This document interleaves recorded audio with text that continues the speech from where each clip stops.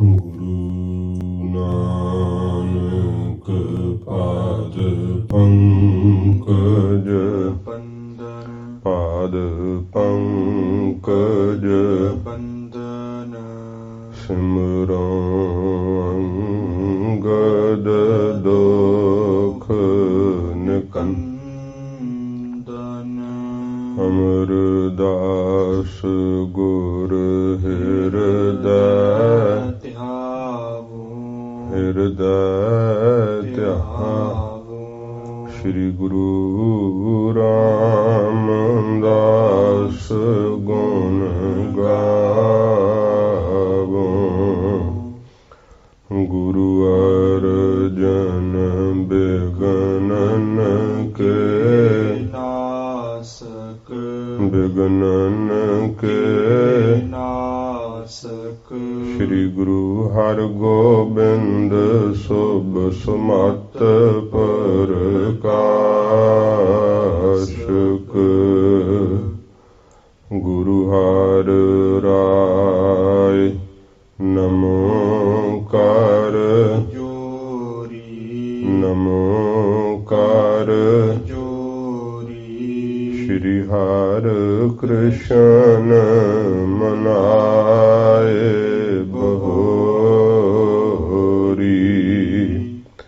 ਤੇਗ ਬਹਾਦਰ ਪਰਮ ਕਿਰਪਾਲਾ ਪਰਮ ਕਿਰਪਾਲਾ ਸ੍ਰੀ ਗੁਰੂ ਗੋਬਿੰਦ ਸਿੰਘ ਬਿਸਾਲਾ ਤਰੋਂ ਤਰਾ ਪਰ ਪੁਨ ਪੁਨ ਸੀਸਾ ਪੁਨ ਪੁਨ ਸੀਸਾ ਬੰਦੋਂ ਬਾਰ ਬਾਰ ਜਗਦੀਸਾ ਜਿਸ ਮਹਿ ਅੰਮ੍ਰਿਤ ਗਿਆਨ ਹੈ ਮਾਨਕ ਭਗਤ ਬੈਰਾਗ ਸ੍ਰੀ ਗੁਰੂ ਗ੍ਰੰਥ ਸਾਹਿਬ ਉਦਦ ਬੰਦਾਂ ਕਰ ਅਨੁਰਾਗ ਸ੍ਰੀ ਗੁਰ ਸ਼ਬਦ ਕਮਾਏ ਜਿਨ ਜੀਤੇ ਪੰਚ ਵਿਕਾਰ ਤਿਨ ਸੰਤਨ ਕੋ ਬੰਦਨਾ ਸਿਰ ਚਰਨਨ ਪਰ ਏਕ ਓੰਕਾਰ ਸਤਿਗੁਰੂ ਤਿਹ ਪ੍ਰਸਾਦ ਸਚ ਹੋਏ ਵਾਹਿਗੁਰੂ ਜੀ ਕੀ ਫਤਿਹ ਬਿਗਨ ਬਿਨਾਸਨ ਸੋਇ ਵਾਹਿਗੁਰੂ ਜੀ ਕੀ ਫਤਿਹ ਬਿਗਨ ਬਿਨਾਸਨ ਸੋਇ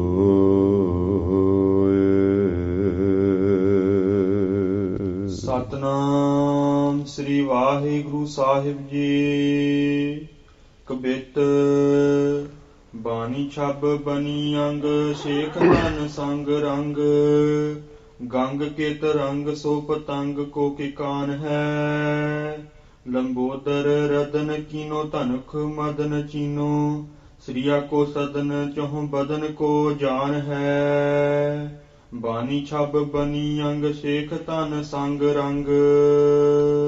ਵਾਹਿਗੁਰੂ ਜੀ ਕਾ ਖਾਲਸਾ ਵਾਹਿਗੁਰੂ ਜੀ ਕੀ ਫਤਿਹ। ਪਤਿਤ ਪਾਵਨ ਭਗਤ ਵਛਲ ਕਿਰਪਾ ਦੇ ਸਾਗਰ ਧੰਨ ਸਾਹਿਬ ਸ੍ਰੀ ਗੁਰੂ ਗ੍ਰੰਥ ਸਾਹਿਬ ਜੀ ਮਹਾਰਾਜ ਹਜ਼ੂਰ ਦੀ ਪਰਮ ਦਇਆਲਤਾ ਸਦਕਾ ਪਵਿੱਤਰ ਸਤ ਸੰਗਤ ਦੀਆਂ ਘੜੀਆਂ ਸਵਾਸਾਂ ਦੇ ਸਫਲ ਕਰਨ ਨੂੰ ਆਪਾਂ ਨੂੰ ਪ੍ਰਾਪਤ ਹੋਈਆਂ ਹਨ। ਸੱਚੇ ਪਾਤਸ਼ਾਹ ਜੀ ਦੇ ਪਵਿੱਤਰ ਇਤਿਹਾਸ ਦੀ ਕਥਾ ਕਵੀ ਭਾਈ ਸੰਤੋਖ ਸਿੰਘ ਜੀ ਸੱਚੇ ਪਾਤਸ਼ਾਹ ਜੀ ਦੇ ਪਵਿੱਤਰ ਚਰਨਾਂ ਨੂੰ ਮਨਾਉਂਦਿਆਂ ਹੋਇਆਂ ਹੁਣ ਨਾਮ ਦੀ ਮਹਿਮਾ ਕਰ ਰਹੇ ਹੈ ਕਿ ਨਾਮ ਤੋਂ ਬਿਨਾਂ ਜੀਵਨ ਵਿਅਰਥ ਹੈ। ਨਾਮ ਦੀ ਮਹਿਮਾ, ਨਾਮ ਦਾ ਪ੍ਰਤਾਪ ਕੌਣ ਕੌਣ ਜਾਣਦੇ ਹੈ। ਇਹ ਜ਼ਿਕਰ ਕਵੀਰਾਜ ਜੀ ਕਰ ਰਹੇ ਸਨ। ਲੜੀਵਾਰ ਕਥਾ ਦੀ ਜਿੱਥੇ ਅੱਜ ਆਪਾਂ ਆਰੰਭਤਾ ਕਰਕੇ ਇਤਿਹਾਸ ਸਰਵਣ ਕਰਾਂਗੇ, ਮੰਗਲਾਚਰਨ ਸਰਵਣ ਕਰਾਂਗੇ, ਨਾਲ ਹੀ ਅੱਜ ਸਤਿਗੁਰਾਂ ਜੀ ਦਾ, ਧੰਨ ਗੁਰੂ ਹਰਿਰਾਏ ਸਾਹਿਬ ਜੀ ਮਹਾਰਾਜ ਸੱਚੇ ਪਾਤਸ਼ਾਹ ਜੀ ਦਾ ਜੋਤੀ ਜੋਤ ਸਮਾਉਣ ਦਾ ਪੁਰਬ ਹੈ ਅਤੇ ਧੰਨ ਸਾਹਿਬ ਸ੍ਰੀ ਗੁਰੂ ਹਰਿਕ੍ਰਿਸ਼ਨ ਸਾਹਿਬ ਸੱਚੇ ਪਾਤਸ਼ਾਹ ਜੀ ਮਹਾਰਾਜ ਜੀ ਦਾ ਗੁਰਤਾ ਗੱਦੀ ਦੇ ਉੱਪਰ ਬੈਠਣ ਦਾ ਦਿਨ ਹੈ। ਧੰਨ ਗੁਰੂ ਹਰਿਰਾਏ ਸਾਹਿਬ ਸੱਚੇ ਪਾਤਸ਼ਾਹ ਜੀ ਮਹਾਰਾਜ, ਜਿਨ੍ਹਾਂ ਦਾ ਅਵਤਾਰ ਬਾਬਾ ਗੁਰਦਿੱਤਾ ਜੀ ਦੇ ਗ੍ਰਹਿ ਵਿਖੇ ਮਾਤਾ ਨਿਹਾਲ ਕੌਰ ਜੀ ਦੀ ਕੁੱਖ ਤੋਂ ਹੋਇਆ। ਸੱਚੇ ਪਾਤਸ਼ਾਹ ਜੀ ਮਹਾਰਾਜ ਜੀ ਨੇ ਆਪਣੇ ਦਾਦਾ ਸਤਿਗੁਰੂ ਮੀਰੀ ਪੀਰ ਦੇ ਮਾਲਕ ਗੁਰੂ ਹਰਗੋਬਿੰਦ ਸਾਹਿਬ ਸੱਚੇ ਪਾਤਸ਼ਾਹ ਜੀ ਦੀ ਬੇਅੰਤ ਖੁਸ਼ੀ ਪ੍ਰਾਪਤ ਕੀਤੀ। ਸੱਚੇ ਪਾਤਸ਼ਾਹ ਆਪ ਜੀ ਨੂੰ ਬਹੁਤ ਪਿਆਰ ਕਰਦੇ, ਆਪਣੇ ਨਾਲ ਤਖਤ ਦੇ ਉੱਪਰ ਬਿਠਾਇਆ ਕਰਦੇ। ਜਦੋਂ ਸੱਚੇ ਪਾਤਸ਼ਾਹ ਜੀ ਮਹਾਰਾਜ ਜੋਤੀ ਜੋਤ ਸਮਾਏ, ਮਹਾਰਾਜ ਜੀ ਨੇ ਆਪ ਜੀ ਨੂੰ ਗੁਰੂ ਨਾਨਕ ਸਾਹਿਬ ਜੀ ਦੇ ਗੁਰਤਾ ਗੱਦੀ ਦੇ ਸਿੰਘਾਸਨ ਦੇ ਉੱਪਰ ਵਿਰਾਜਮਾਨ ਕੀਤਾ। ਚਾਰ ਪ੍ਰਕਰਮਾਂ ਕਰਕੇ ਆਪ ਦੇ ਚਰਨਾਂ ਤੇ ਨਮਸਕਾਰ ਕੀਤੀ। ਧੰਨ ਗੁਰੂ ਹਰਿਰਾਏ ਸਾਹਿਬ ਸੱਚੇ ਪਾਤਸ਼ਾਹ ਜੀ ਮਹਾਰਾਜ ਜੀ ਨੇ ਕੀਰਤਪੁਰ ਸਾਹਿਬ ਦੀ ਧਰਤੀ ਤੇ ਬਿਰਾਜਦਿਆਂ ਹੋਇਆਂ ਬੇਅੰਤ ਜੀਵਾਂ ਦੀ ਕਲਿਆਣ ਕੀਤੀ। ਸੱਚੇ ਪਾਤਸ਼ਾਹ ਮਹਾਰਾਜ ਨੇ ਬੜਾ ਅਦੁੱਤੀ ਦਵਾਖਾਨਾ ਚਲਾਇਆ। ਗਰੀਬ ਨਵਾਜ਼ ਸੱਚੇ ਪਾਤਸ਼ਾਹ ਜੀ ਮਹਾਰਾਜ ਆਪਣੇ ਦਾਦਾ ਸਤਿਗੁਰੂ ਜੀ ਦੀ ਆਗਿਆ ਮੁਤਾਬਕ 2200 ਘੋੜ ਸਵਾਰ ਤਿਆਰ ਪਰ ਤਿਆਰ ਰੱਖਦੇ ਕੋਲ ਸ਼ਸਤਰਾਂ ਦਾ ਅਭਿਆਸ ਸਿੱਖ ਉਵੇਂ ਹੀ ਕਰਦੇ। ਪਰ ਸਤਿਗੁਰੂ ਜੀ ਦੀ ਆਗਿਆ ਸੀ ਤੁਸਾਂ ਜੰਗ ਨਹੀਂ ਕੋਈ ਕਰਨੀ। ਮਹਾਰਾਜ ਜੀ ਨੇ ਪੁੱਛਿਆ ਸੀ ਕਿ ਮਹਾਰਾਜ ਜੇ ਸਾਡੇ ਤੇ ਕੋਈ ਚੜ੍ਹ ਕੇ ਆ ਜਾਵੇ, ਤੇ ਗੁਰੂ ਹਰਗੋਬਿੰਦ ਸਾਹਿਬ ਜੀ ਮਹਾਰਾਜ ਨੇ ਆਖਿਆ ਸੀ ਜਿਹੜਾ ਤੁਹਾਡੇ ਤੇ ਚੜ੍ਹ ਕੇ ਆਵੇਗਾ ਉਹ ਗਲੇ ਦੀ ਤਰ੍ਹਾਂ ਗਲ ਜਾਵੇਗਾ, ਤੁਹਾਡੇ ਤੱਕ ਪਹੁੰਚ ਨਹੀਂ ਸਕੇਗਾ। ਸਮੇਂ ਦੀ ਹਕੂਮਤ ਨੇ ਬੜੀਆਂ ਮੁਹਿੰਮਾਂ ਚਾੜੀਆਂ, ਪਰ ਗੁਰੂ ਹਰਿਰਾਏ ਸਾਹਿਬ ਜੀ ਤੱਕ, ਕੀਰਤਪੁਰ ਸਾਹਿਬ ਤੱਕ, ਪੰਜਾਬ ਤੱਕ ਕੋਈ ਵੀ ਮੁਹਿੰਮ ਅੱਧ ਤੱਕ ਬਿਨਾਂ ਦਿੱਲੀ ਤੋਂ ਅੱਪੜ ਸਕੀ। ਇਹ ਸੱਚੇ ਪਾਤਸ਼ਾਹ ਜੀ ਦੇ ਕਹੇ ਹੋਏ ਬਚਨ ਅਟਲ ਤੇ ਸੱਤ ਹੋਏ। ਧੰਨ ਗੁਰੂ ਹਰਿਰਾਏ ਸਾਹਿਬ ਸੱਚੇ ਪਾਤਸ਼ਾਹ ਜੀ ਮਹਾਰਾਜ ਕੀਰਤਪੁਰ ਸਾਹਿਬ ਦੀ ਪਾਵਨ ਧਰਤੀ ਤੇ ਹੀ ਸੱਚੇ ਪਾਤਸ਼ਾਹ ਜੀ ਮਹਾਰਾਜ ਜੀ ਨੇ ਆਪਣੇ ਛੋਟੇ ਸਪੁੱਤਰ ਸ੍ਰੀ ਗੁਰੂ ਹਰਿਕ੍ਰਿਸ਼ਨ ਸਾਹਿਬ ਸੱਚੇ ਪਾਤਸ਼ਾਹ ਜੀ ਮਹਾਰਾਜ ਜੀ ਨੂੰ ਗੁਰਿਆਈ ਤਿਲਕ ਮਹਾਰਾਜ ਸੱਚੇ ਪਾਤਸ਼ਾਹ ਜੀ ਨੇ ਬਖਸ਼ਿਸ਼ ਕੀਤਾ।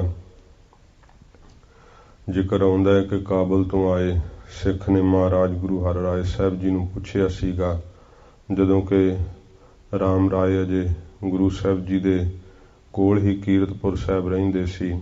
ਮਹਾਰਾਜ ਸੱਚੇ ਪਾਤਸ਼ਾਹ ਜੀ ਤੋਂ ਪੁੱਛਿਆ ਸੀ ਗਰੀਬ ਨਵਾਜ਼, ਆਪ ਜੀ ਦੇ ਅੱਗੋਂ ਕਿਹੜੇ ਪੁੱਤਰ ਗੁਰਿਆਈ ਤਖਤ ਤੇ ਬਿਰਾਜਮਾਨ ਹੋਣਗੇ।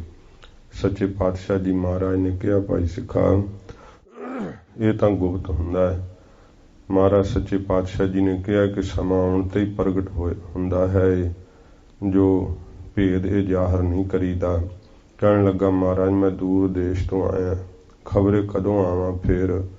ਮਹਾਰਾਜ ਕਿਰਪਾ ਕਰੋ, ਮੇਰੇ ਮਨ ਦੀ ਚਾਹਨਾ ਹੈ, ਮੈਨੂੰ ਦੱਸੋ ਕਿ ਆਪ ਦਾ ਕਿਹੜਾ ਸਾਹਿਬਜ਼ਾਦੇ ਬਾਅਦ ਵਿੱਚ ਮਹਾਰਾਜ ਆਪ ਤੋਂ ਅੱਗੇ ਗੁਰਤਾ ਦੇ ਮਾਲਕ ਹੋਣਗੇ।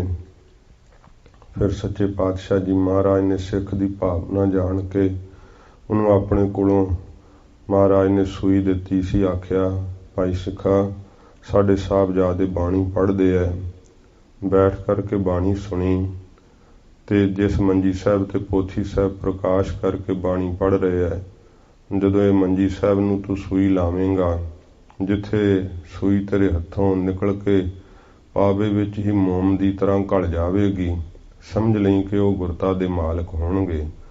ਇਸ ਤਰ੍ਹਾਂ ਗੁਰੂ ਹਰਿਰਾਏ ਸਾਹਿਬ ਜੀ ਮਹਾਰਾਜ ਨੇ ਸਿੱਖ ਦੀ ਭਾਵਨਾ ਜਾਣ ਕੇ ਉਹਨੂੰ ਬਖਸ਼ਿਸ਼ ਕੀਤੀ। ਜਦੋਂ ਸਿੱਖ ਪਹਿਲਾਂ ਬਾਬਾ ਰਾਮ ਰਾਏ ਜੀ ਜਿੱਥੇ ਬਾਣੀ ਪੜ੍ਹ ਰਹੇ ਹੈ ਉੱਥੇ ਚੱਲ ਕਰਕੇ ਆਇਆ।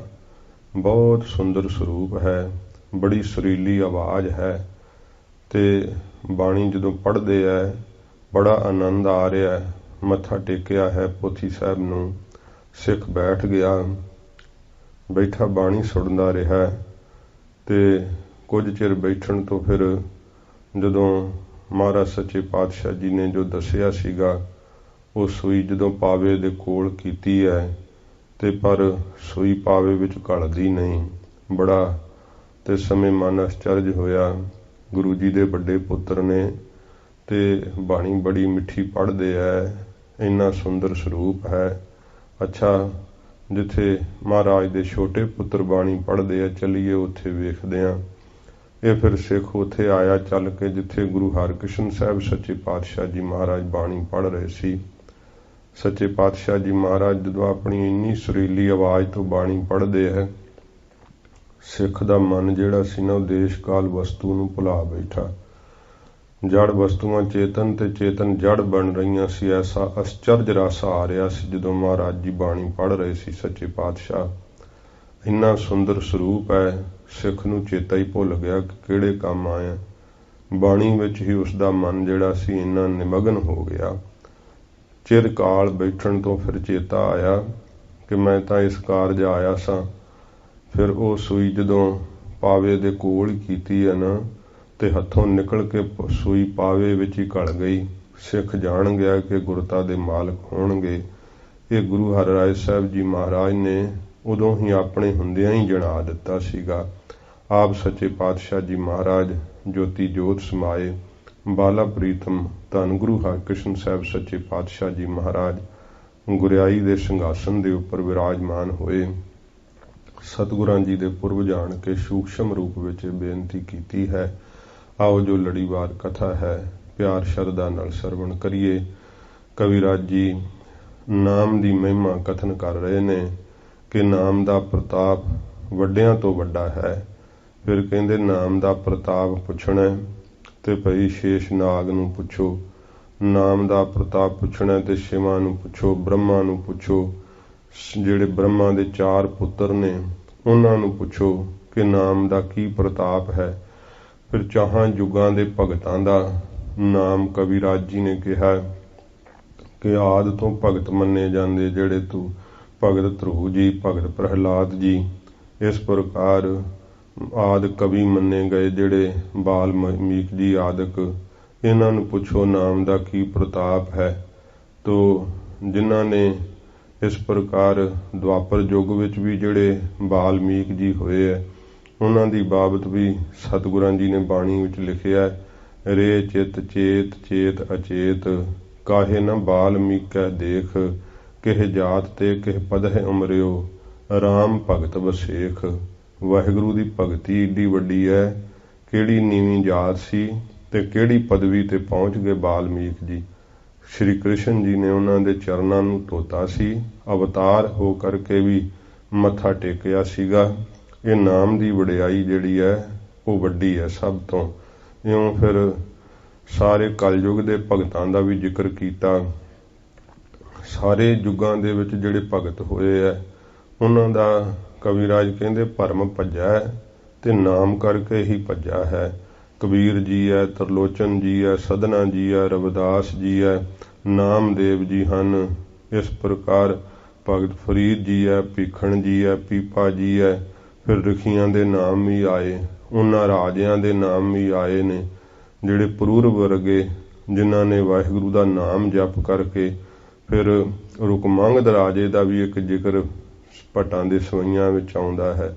ਅੰਗਰਾ ਰਿਖੀ ਦਾ ਜ਼ਿਕਰ ਆਇਆ ਹੈ। ਅਗਸਤ ਮੁਨੀ ਵਰਗੇ ਜਿਹੜੇ ਮਹਾਂਪੁਰਖ ਉਹਨਾਂ ਦਾ ਜ਼ਿਕਰ ਆਇਆ ਹੈ। ਜਿਹੜੀ ਇਸ ਪ੍ਰਕਾਰ ਅਜਾਮਲ ਉਧਰ ਗਿਆ ਨਾਮ ਕਰਕੇ। ਫਿਰ ਗਨਕਾ ਜਿਹੜੀ ਹੈ ਜਿਹੜੀ ਹੈ ਤਾਰੀ ਲੈ ਗਨਕਾ ਬਿਨ ਰੂਪ ਕੁਬਜਾ ਵਿਆਦ ਅਜਾਮਲ ਤਾਵਰੀ ਅਲੇ। ਇਹੋ ਜਿਹੇ ਨੀਵੀਂ ਜਾਤ ਵਾਲੇ ਵੀ ਜਿਹੜੀ ਗਨਕਾ ਸੀਗੀ, ਫਿਰ ਜਿਹੜੀ ਕੁਬਜਾ ਸੀਗੀ, ਉਹਦਾ ਉਧਾਰ ਕਰਨਾ ਕੀਤਾ। ਇਹ ਨਾਮ ਦੇ ਪ੍ਰਤਾਪ ਨੂੰ ਸਾਰੇ ਜਾਣਦੇ ਆ ਕਿ ਨਾਮ ਕਰਕੇ ਹੀ ਸਾਨੂੰ ਸਦਗਤੀ ਪ੍ਰਾਪਤ ਹੋਈ ਹੈ, ਨਾਮ ਕਰਕੇ ਹੀ ਉੱਚੀ ਸੋਭਾ ਵੱਡੀ ਵਡਿਆਈ ਪ੍ਰਾਪਤ ਹੋਈ ਹੈ। ਧਰੂ ਜੀ ਨੂੰ ਅਚਲ ਅਵਸਥਾ ਜਿਹੜੀ ਹੈ ਨਾ, ਟਿਕੇ ਰਹਿਣ ਵਾਲੀ, ਇਹ ਨਾਮ ਦੇ ਪ੍ਰਤਾਪ ਕਰਕੇ ਹੀ ਪ੍ਰਾਪਤ ਹੋਈ ਹੈ। ਇਉਂ ਨਾਮ ਦੀ ਮਹਿਮਾ ਕਵੀਰਾਜ ਕਹਿੰਦੇ ਹੈ ਕਿ ਇਹ ਭਗਤ ਜਾਣਦੇ ਆ ਜਿਹੜਾ ਨਾਮ ਦਾ ਰਸ ਲੈ ਲੈ ਕਰਕੇ ਆਨੰਦ ਲੈ ਰਹੇ ਹੈ। ਅੱਗੇ ਜਿਵੇਂ ਕਵੀਰਾਜ ਹੁਣ ਨਾਮ ਦੀ ਮਹਿਮਾ ਹੋਰ ਕਹਿੰਦੇ ਹਨ, ਆਓ ਪਿਆਰ ਸ਼ਰਧਾ ਨਾਲ ਸਰਵਣ ਕਰੀਏ। ਸੱਚੇ ਪਾਤਸ਼ਾਹ ਜੀ ਦੇ ਪਵਿੱਤਰ ਚਰਨਾਂ ਦਾ ਧਿਆਨ ਕਰਦੇ ਹੋਏ ਆਖੋ ਜੀ ਸਤਿਨਾਮ। ਸ਼੍ਰੀ ਵਾਹਿਗੁਰੂ ਸਾਹਿਬ ਜੀ। ਸਤਿਨਾਮ। ਸ਼੍ਰੀ ਵਾਹਿਗੁਰੂ ਸਾਹਿਬ ਜੀ। ਸਤਨਾਮ ਸ੍ਰੀ ਵਾਹਿਗੁਰੂ ਸਾਹਿਬ ਜੀ। ਕਬਿਤ ਬਾਣੀ ਛਬ ਬਨੀ ਅੰਗ। ਇਸ ਪ੍ਰਕਾਰ ਨਾਮ ਦੀ ਮਹਿਮਾ ਕਵੀਰਾਜ ਕਹਿੰਦੇ ਹਨ। ਅਖੀਰਲੀ ਪੰਕਤੀ ਜੋ ਕਬਿਤ ਦੀ ਹੈ, ਇੱਥੋਂ ਅਰਥ ਜਿਹੜਾ ਹੈ ਸੋ ਉਹ ਆਪ ਸਰਵਣ ਕਰੋ, ਫਿਰ ਸਾਰਾ ਹੀ ਕਬਿਤ ਜਿਹੜਾ ਉਹ ਸਮਝ ਪਵੇਗਾ। ਇਸ ਪ੍ਰਕਾਰ ਫਰਮਾਉਂਦੇ ਹਨ। ਮਨ ਕੀਨੋ ਮੁਨੀ ਸਤੋ ਗੁਣ ਚੀਨ ਲੀਨੋ ਗੁਣੀ। ਅਖੀਰਲੀ ਪੰਕਤੀ ਪੜੋ। ਨਾਮ ਕੇ ਸੋ ਜਸ ਤੇ ਇਹ ਸਭੈ ਸ਼ੋਭਾਵਾਨ ਹੈ। ਨਾਮ ਕੇ ਸੋ ਜਸ ਤੇ ਇਹ ਸਭੈ ਸ਼ੋਭਾਵਾਨ ਹੈ। ਨਾਮ ਦੇ ਸ੍ਰੇਸ਼ਟ ਜਸ ਕਰਨੇ ਕਰਕੇ ਹੀ ਇਹ ਸਾਰੇ ਸ਼ੋਭਾਵਾਨ ਹੋ ਰਹੇ, ਭਾਵ ਸ਼ੋਭਾ ਪਾ ਰਹੇ ਹੈ। ਕੌਣ ਕੌਣ ਨਾਮ ਦਾ ਜਸ ਕਰਕੇ ਸ਼ੋਭਾ ਪਾ ਰਹੇ ਹੈ, ਉਹਨਾਂ ਦਾ ਹੁਣ ਜ਼ਿਕਰ ਕਵੀਰਾਜ ਕਰਦੇ ਹਨ। ਸੁਣੋ ਪਿਆਰ ਨਾਲ। ਬਾਣੀ ਛਬ ਬਨੀ ਅੰਗ। ਕਹਿੰਦੇ ਜਿਹੜੀ ਬਾਣੀ ਦੀ ਜਿਹੜੀ ਦੇਵੀ ਹੈ, ਭਾਵ ਜਿਹਨੂੰ ਸਰਸਵਤੀ ਸਾਰਦਾ ਵੀ ਕਿਹਾ ਜਾਂਦਾ ਹੈ, ਉਹਦੇ ਅੰਗ ਜਿਹੜੇ ਆ ਸ਼ੋਭਾ ਵਾਲੇ ਤਾਂ ਬਣ ਰਹੇ ਹੈ ਕਿਉਂਕਿ ਉਹ ਵੀ ਨਾਮ ਦੀ ਸ਼ੋਭਾ ਕਰ ਰਹੀ ਹੈ ਬਾਣੀ ਚ ਪਾ ਪਾ ਕਰਕੇ। ਉਹ ਸਾਰਦਾ ਦੀ ਐਡੀ ਮਹਾਨਤਾ ਕਿਉਂ ਹੈ, ਜਿਹਨੂੰ ਕਵੀ ਜਿਹੜੇ ਆ ਯਾਦ ਕਰਦੇ ਆ। ਤੋ ਇਸ ਪ੍ਰਕਾਰ ਇਹ ਮੰਗਲਾਚਰਨ ਕੱਲ ਇਸ ਪ੍ਰਕਾਰ ਇੱਥੇ ਤੱਕ ਆਪਾਂ ਸਮਾਪਤੀ ਕੀਤੀ ਸੀਗੀ। ਸਾਰਦਾ ਦਾ ਇੱਥੇ ਮੰਗਲ ਨਹੀਂ, ਕੇਵਲ ਜ਼ਿਕਰ ਹੀ ਆਇਆ ਹੈ। ਤੇ ਨਾਮ ਦੀ ਮਹਿਮਾ ਕਰਨੇ ਕਰਕੇ ਕਹਿੰਦੇ ਨੇ ਕਵੀਰਾਜ ਕਿ ਜਿਹੜੀ ਇਹ ਸਰਸਵਤੀ ਬਾਣੀ ਦੀ ਦੇਵੀ ਮੰਨੀ ਹੈ, ਉਹਦੀ ਵੀ ਸ਼ੋਭਾ ਜਿਹੜੀ ਹੈ ਉਹ ਨਾਮ ਦੇ ਪ੍ਰਤਾਪ ਕਰਕੇ ਹੀ ਹੈ, ਕਿਉਂਕਿ ਉਹ ਨਾਮ ਦੀ ਮਹਿਮਾ ਕਰਦੀ ਹੈ, ਨਾਮ ਦਾ ਜਸ ਕਰਦੀ ਹੈ। ਇਸ ਕਰਕੇ ਉਸਦੇ ਅੰਗਾਂ ਦੀ ਐਡੀ ਵੱਡੀ ਸ਼ੋਭਾ ਹੈ। ਸ਼ੇਖ ਤਨ ਸੰਗ ਰੰਗ। ਤੇ ਜਿਹੜਾ ਸ਼ੇਸ਼ ਨਾਗ ਵੈ ਉਸਦਾ ਜਿਹੜਾ ਰੰਗ ਜਿਹੜਾ ਇੰਨਾ ਉਜਲ ਵੈ, ਕਹਿੰਦੇ ਹੈ ਕਿ ਕਾਲੇ ਤੇ ਲਾਲ ਰੰਗ ਦੀ ਭਾ ਮਾਰਦਾ ਹੈ ਸ਼ੇਸ਼ ਨਾਗ ਦਾ ਜਿਹੜਾ ਰੰਗ ਵੈ। ਇਸ ਪ੍ਰਕਾਰ ਕਹਿੰਦੇ ਹਨ ਸ਼ੇਖ ਤਨ ਸੰਗ ਰੰਗ। ਤੇ ਉਹਦੇ ਇਸ ਪ੍ਰਕਾਰ ਜਿਹੜੀ ਸੰਗਤ ਭਾਵ ਭਗਤੀ ਕਰਨ ਦੀ, ਇਸ ਪ੍ਰਕਾਰ ਨਾਮ ਦੇ ਪ੍ਰੇਮ ਕਰਕੇ ਹੀ ਜਿਹੜਾ ਉਹਦਾ ਸ੍ਰੇਸ਼ਟ ਭਗਤੀ ਵਾਲਾ ਆਨੰਦ ਤੇ ਰੰਗ ਵੈ ਨਾ, ਉਹ ਉਹਨੂੰ ਚੜ੍ਹ ਰਿਹਾ ਹੈ। ਇਸ ਪ੍ਰਕਾਰ ਨਾਮ ਦੇ ਜਸ ਕਰਕੇ ਹੀ ਉਸਦਾ ਰੰਗ ਜਿਹੜਾ ਉਜਲ ਵੈ, ਉਸਦਾ ਜਿਹੜਾ ਰੰਗ ਵੈ ਪ੍ਰਤਾਪੀ ਹੈ। ਇਹ ਨਾਮ ਦੇ ਜਸ ਕਰਕੇ ਹੀ ਹੈ, ਭਾਵ ਭਗਤੀ ਦਾ ਜਿਹੜਾ ਉਹਨੂੰ ਰੰਗ ਚੜ੍ਹ ਰਿਹਾ ਹੈ। ਕਿਉਂਕਿ ਭਗਤੀ ਕਰਨ ਵਿੱਚ ਸ੍ਰੇਸ਼ਟ ਮੰਨਦੇ ਹੈ ਸ਼ੇਸ਼ ਨਾਗ ਨੂੰ ਵੀ, ਜਿਹੜਾ ਹੈ ਜੀਭਾਂ ਰਾਹੀਂ ਪਰਮੇਸ਼ਰ ਦੇ ਨਾਮ ਜਪਦਾ ਹੈ ਤੇ ਬੜੀ ਭਾਵਨਾ ਨਾਲ ਕਹਿੰਦੇ ਜਿਹੜਾ ਇੱਕ ਨਾਮ ਲੈਂਦਾ ਦੁਬਾਰਾ ਨਵਾਂ ਹੀ ਨਾਮ ਆਪਣੇ ਮੁਖ ਤੋਂ ਉਚਾਰਨ ਕਰਦਾ ਹੈ। ਸ਼ੇਸ਼ ਨਾਗ ਦਾ ਵੀ ਜਿਹੜਾ ਸ੍ਰੇਸ਼ਟ ਰੰਗ ਵੈ ਨਾ, ਉਹ ਨਾਮ ਦੇ ਪ੍ਰਤਾਪ ਕਰਕੇ ਹੀ ਉਜਲ ਵੈ। ਫਿਰ ਅਥਵਾ ਭਾਵ ਭਗਤੀ ਜਿਹੜੀ ਹੈ ਨਾ, ਉਹਦਾ ਜਿਹੜਾ ਉਹਨੂੰ ਆਨੰਦ ਆ ਰਿਹਾ, ਇਹ ਨਾਮ ਦੇ ਪ੍ਰਤਾਪ ਕਰਕੇ ਹੀ ਆ ਰਿਹਾ ਏ। ਗੰਗ ਕੇ ਤਰੰਗ ਸੋ। ਤੇ ਜਿਹੜੀਆਂ ਗੰਗਾ ਦੀਆਂ ਤਰੰਗਾਂ ਬੜੀਆਂ ਉਜਲ ਹਨ, ਇਹ ਵੀ ਕਹਿੰਦੇ ਨੇ ਨਾਮ ਕਰਕੇ ਹੀ ਹੈ। ਗੰਗਾ ਵੀ ਜਿਹੜੀ ਆ ਉਹ ਵਾਹਿਗੁਰੂ ਦੀ ਭਗਤੀ ਕਰਦੀ ਹੈ, ਨਾਮ ਦੇ ਪ੍ਰਤਾਪ ਕਰਕੇ, ਨਾਮ ਦਾ ਜਸ ਕਰਕੇ ਹੀ ਗੰਗਾ ਜਿਹੜੀ ਆ ਪਵਿੱਤਰ ਵੈ। ਇਸ ਪ੍ਰਕਾਰ ਜਿਹੜਾ ਹੈ ਨਾਮ ਤੋਂ ਵੱਡੀ ਕੋਈ ਚੀਜ਼ ਨਹੀਂ, ਸਭ ਤੋਂ ਵੱਡਾ ਨਾਮ ਹੀ ਕਵੀਰਾਜ ਦਰਸਾਉਂਦੇ ਹਨ। ਪਤੰਗ ਕੋ ਕੇ ਕਾਨ ਹੈ। ਤੇ ਇਸ ਪ੍ਰਕਾਰ ਜਿਹੜਾ ਪਤੰਗ ਸੂਰਜ ਵੈ ਉਹਦਾ ਜਿਹੜਾ ਕਕਾਨ ਘੋੜਾ ਮੰਨਿਆ ਜਾਂਦਾ ਚਿੱਟੇ ਰੰਗ ਦਾ, ਇਸ ਪ੍ਰਕਾਰ ਕਹਿੰਦੇ ਉਹਦਾ ਘੋੜਾ ਵੀ ਜਿਹੜਾ ਉੱਜਲ ਵੈ ਨਾ, ਸੂਰਜ ਦਾ ਏਡਾ ਪ੍ਰਤਾਪ ਵੈ, ਉਹ ਨਾਮ ਕਰਕੇ ਹੀ ਹੈ। ਕਿਉਂਕਿ ਨਾਮ ਕੇ ਧਾਰੇ ਖੰਡ ਬ੍ਰਹਿਮੰਡ, ਮਹਾਰਾਜ ਜੀ ਨੇ ਕਿਹਾ ਨਾਮ ਦੇ ਕਰਕੇ ਹੀ ਸੂਰਜ ਦਾ ਐਡਾ ਜ਼ਿਆਦਾ ਪ੍ਰਕਾਸ਼ ਹੈ, ਐਡਾ ਪ੍ਰਤਾਪ ਹੈ। ਤੇ ਉਹਦਾ ਇਸ ਪ੍ਰਕਾਰ ਜਿਹੜਾ ਘੋੜਾ ਮੰਨਿਆ ਸਵਾਰੀ ਵਾਲਾ ਚਿੱਟਾ, ਉਹਦਾ ਜਿਹੜਾ ਸਫੇਦ ਰੰਗ ਵੈ ਉਹ ਵੀ ਨਾਮ ਦੇ ਜਸ ਕਰਨੇ ਕਰਕੇ ਹੀ ਐਡਾ ਉੱਜਲ ਰੰਗ ਹੈ। ਲੰਬੋਦਰ ਰਦਨ ਕੀਨੋ। ਤੇ ਫਿਰ ਲੰਬੋਦਰ, ਲੰਬ ਉਦਰ, ਲੰਬਾ ਉਦਰ ਕਿਹਦਾ ਹੈ? ਲੰਬਾ ਪੇਟ, ਉਹ ਗਣੇਸ਼ ਦਾ। ਇਸ ਪ੍ਰਕਾਰ ਕਹਿੰਦੇ ਜਿਹੜੇ ਉਹਦੇ ਰਤਨ ਦੰਦ ਹਨ ਉਹ ਬੜੇ ਉੱਜਲ ਮੰਨੇ ਆ, ਉਹ ਵੀ ਨਾਮ ਦੇ ਪ੍ਰਤਾਪ ਕਰਕੇ ਹੀ ਉਹ ਨਾਮ ਦਾ ਜਸ ਕਰਦਾ ਹੈ, ਇਸ ਕਰਕੇ ਉਹਦੀ ਉੱਜਲਤਾਈ ਮੰਨੀ ਹੈ ਦੰਦਾਂ ਦੀ। ਧਨੁਖ ਮਦਨ ਚੀਨੋ। ਤੇ ਜਿਹੜਾ ਮਦਨ ਕਾਮਦੇਵ ਹੈ ਉਹਦਾ ਜਿਹੜਾ ਧਨੁਖ ਹੈ ਉਹ ਫੁੱਲਾਂ ਦਾ ਧਨੁਸ਼ ਹੈ ਕਾਮਦੇਵ ਦਾ। ਤੇ ਜਿਹਨੂੰ ਤੀਰ ਮਾਰਦਾ ਕਹਿੰਦੇ ਬਚਦਾ ਨਹੀਂ, ਉਹਦੇ ਜਿਹੜੇ ਸੰਕਲਪਾਂ ਰੂਪੀ ਫੁਰਨਿਆਂ ਰੂਪੀ ਤੀਰ ਜਦੋਂ ਆ ਕਰਕੇ ਵੱਜਦੇ ਆ, ਇਹਦੇ ਵਿੱਚ ਇੰਨੀ ਸ਼ਕਤੀ ਕਿਉਂ ਹੈ? ਕਹਿੰਦੇ ਨੇ ਕਿਉਂਕਿ ਇਹ ਵੀ ਨਾਮ ਦਾ ਪ੍ਰਤਾਪ ਜਿਹੜਾ ਹੈ ਨਾ ਉਹ ਕਾਮਦੇਵ ਕੋਲ ਹੈ।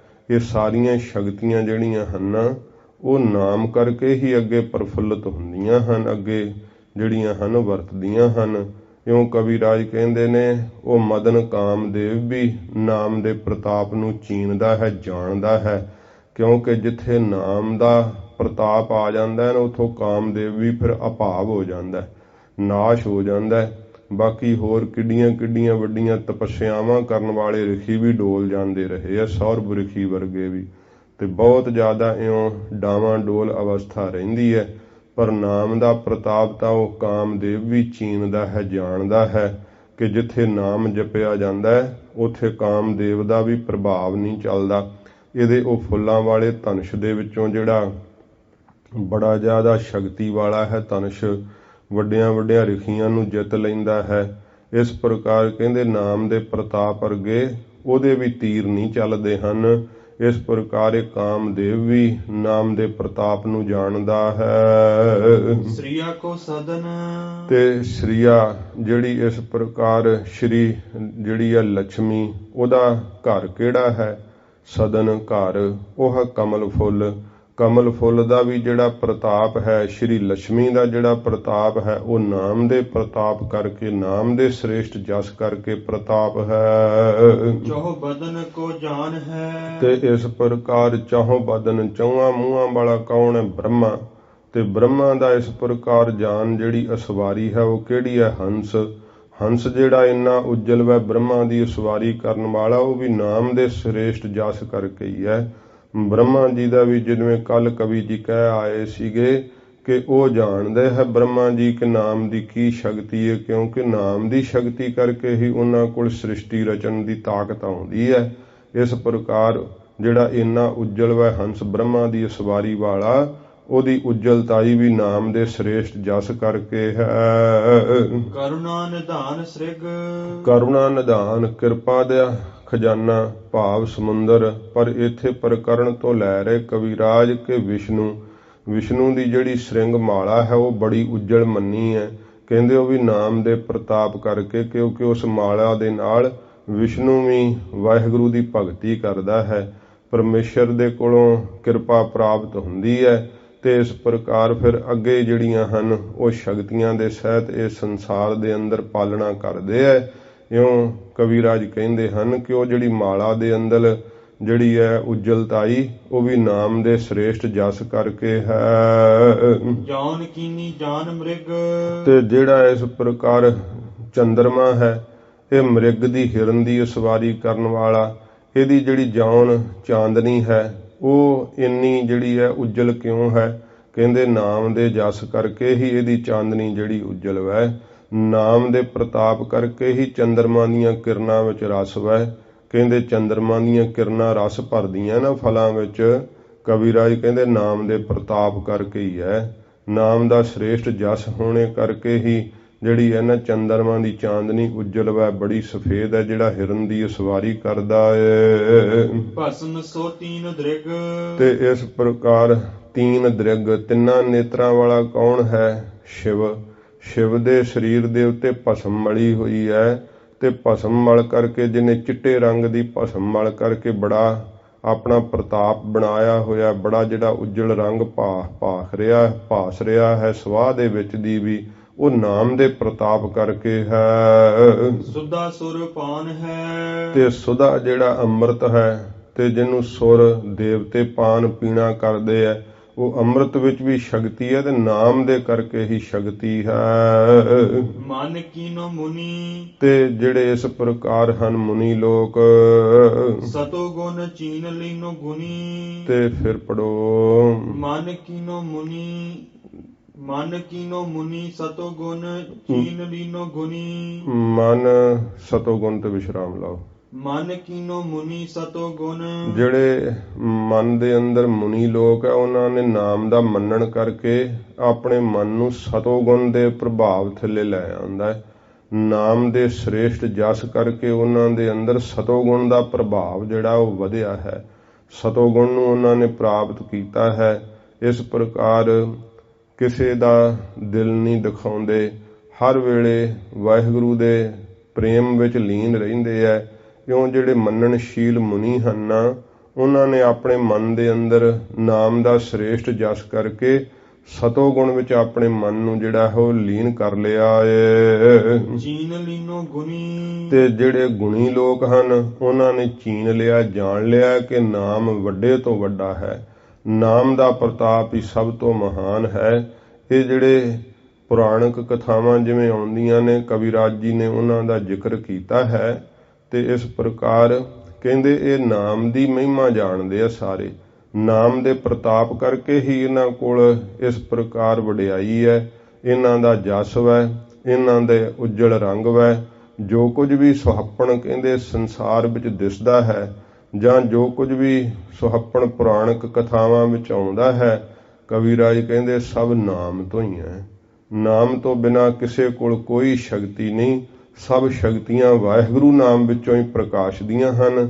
ਇਉਂ ਕਵਿਰਾਜ ਕਹਿੰਦੇ ਜਿਹੜੇ ਮੰਨਣਸ਼ੀਲ ਮੁਨੀ ਹੈ, ਉਹਨਾਂ ਨੇ ਆਪਣੇ ਮਨ ਨੂੰ ਜੇ ਸਤੋਗੁਣ ਦੇ ਪ੍ਰਭਾਵ ਵਿੱਚ ਲਿਆਂਦਾ, ਤੇ ਕਿਸ ਚੀਜ਼ ਨਾਲ ਲਿਆਂਦਾ? ਨਾਮ ਦਾ ਜਾਪ ਕਰਕੇ, ਨਾਮ ਦਾ ਸ੍ਰੇਸ਼ਟ ਜਸ ਕਰਕੇ। ਤੇ ਗੁਣੀ ਲੋਕਾਂ ਨੇ ਕੀ ਚੀਨਿਆ, ਕੀ ਜਾਣਿਆ ਹੈ, ਦੱਸਦੇ ਹਨ। ਨਾਮ ਕੇ ਸੋ ਜਸ ਤੇ ਇਹ ਸਭੈ ਸੋਭਾਵਾਨ ਹੈ। ਨਾਮ ਦੇ ਸ੍ਰੇਸ਼ਟ ਜਸ ਤੋਂ ਇਹ ਸਾਰੇ ਸੋਭਾਵਾਨ ਹਨ, ਇਹ ਸਾਰੇ ਹੀ ਸੋਭਾ ਪਾ ਰਹੇ ਹੈ। ਭਾਵ ਕਹਿਣ ਤੋਂ ਕਿ ਨਾਮ ਤੋਂ ਬਿਨਾਂ ਕੋਈ ਵੀ ਚੀਜ਼ ਸੋਭਾ ਨਹੀਂ ਪਾਉਂਦੀ। ਤੇ ਹੇ ਮੇਰੇ ਮਨਾ, ਤੂੰ ਨਾਮ ਤੋਂ ਬਿਨਾਂ ਕਿਵੇਂ ਸੋਭਾ ਪਾ ਲਏਗਾ?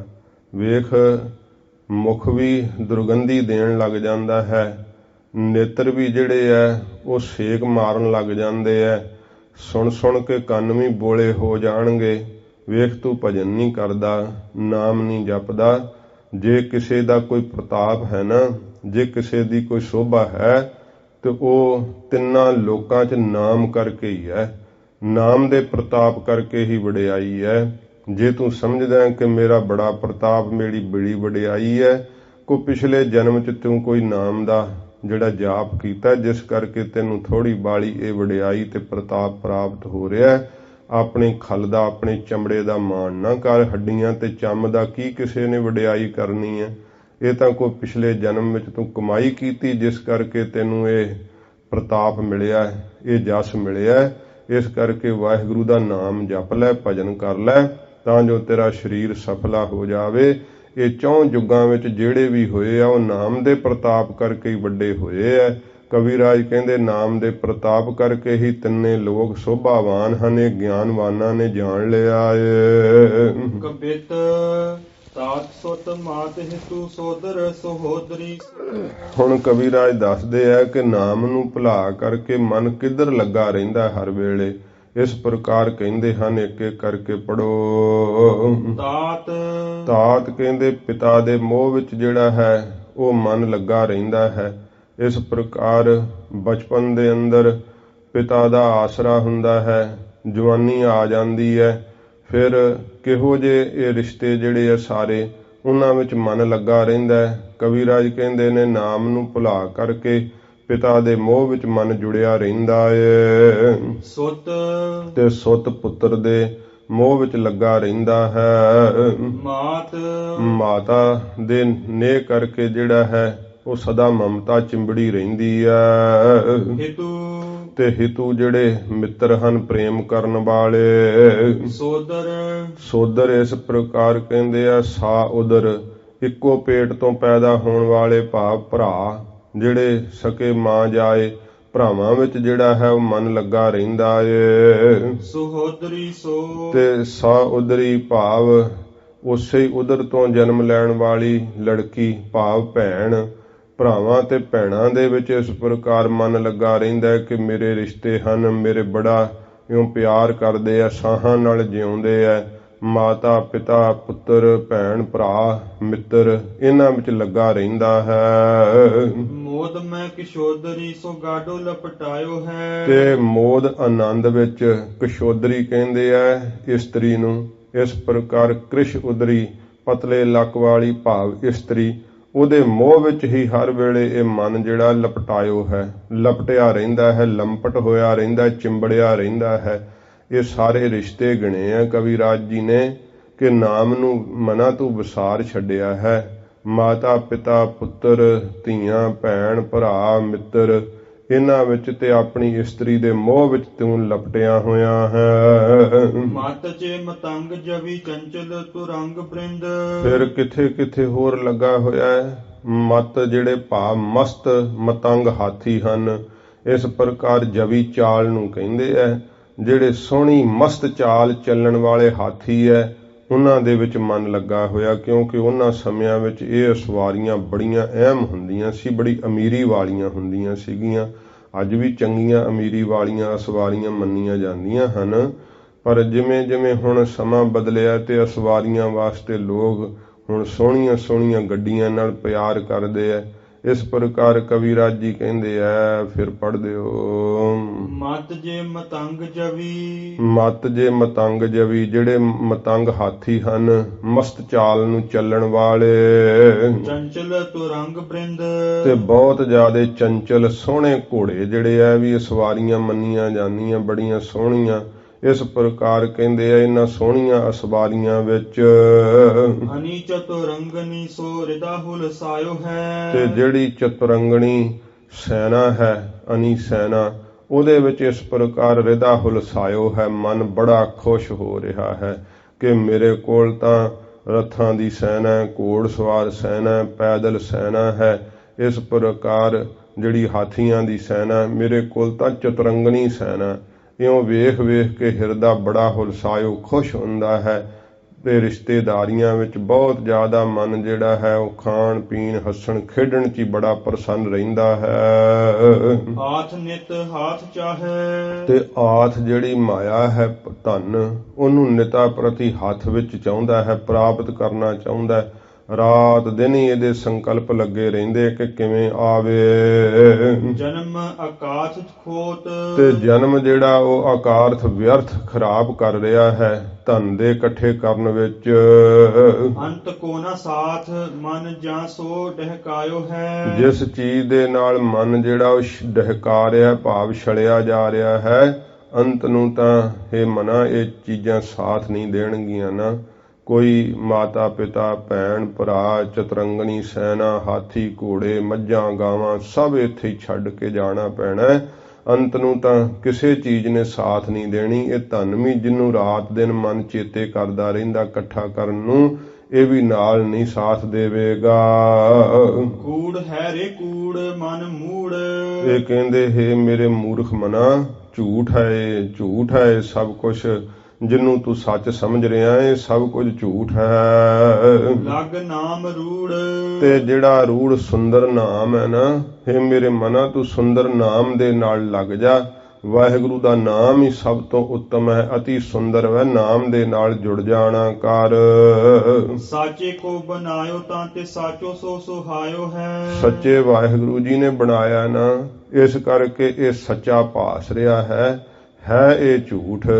ਸੱਚੇ ਵਾਹਿਗੁਰੂ ਜੀ ਨੇ ਬਣਾਇਆ ਤੇ ਆਪਣੀ ਸੱਤਾ ਕਰਕੇ ਇਹਨੂੰ ਚਲਾ ਰਹੇ ਹੈ। ਵਾਹਿਗੁਰੂ ਦੀ ਸੱਤਾ ਵਿੱਚ ਹੋਣੇ ਕਰਕੇ ਨਾ ਇਹ ਸੱਚਾ ਭਾਸ ਰਿਹਾ, ਪਰ ਹੈ ਇਹ ਸਭ ਕੁਝ ਹੀ ਸੁਪਨੇ ਦੀ ਨਿਆਈ। ਇਉਂ ਕਵੀਰਾਜ ਕਹਿੰਦੇ ਨੇ ਇਹ ਝੂਠ ਹੈ ਸਾਰਾ ਸੰਸਾਰ। ਸੱਚੇ ਪਾਤਸ਼ਾਹ ਮਹਾਰਾਜ ਨੇ ਕਿਹਾ ਜਗਤ ਕੀ ਝੂਠੀ ਦੇਖੀ ਪ੍ਰੀਤ।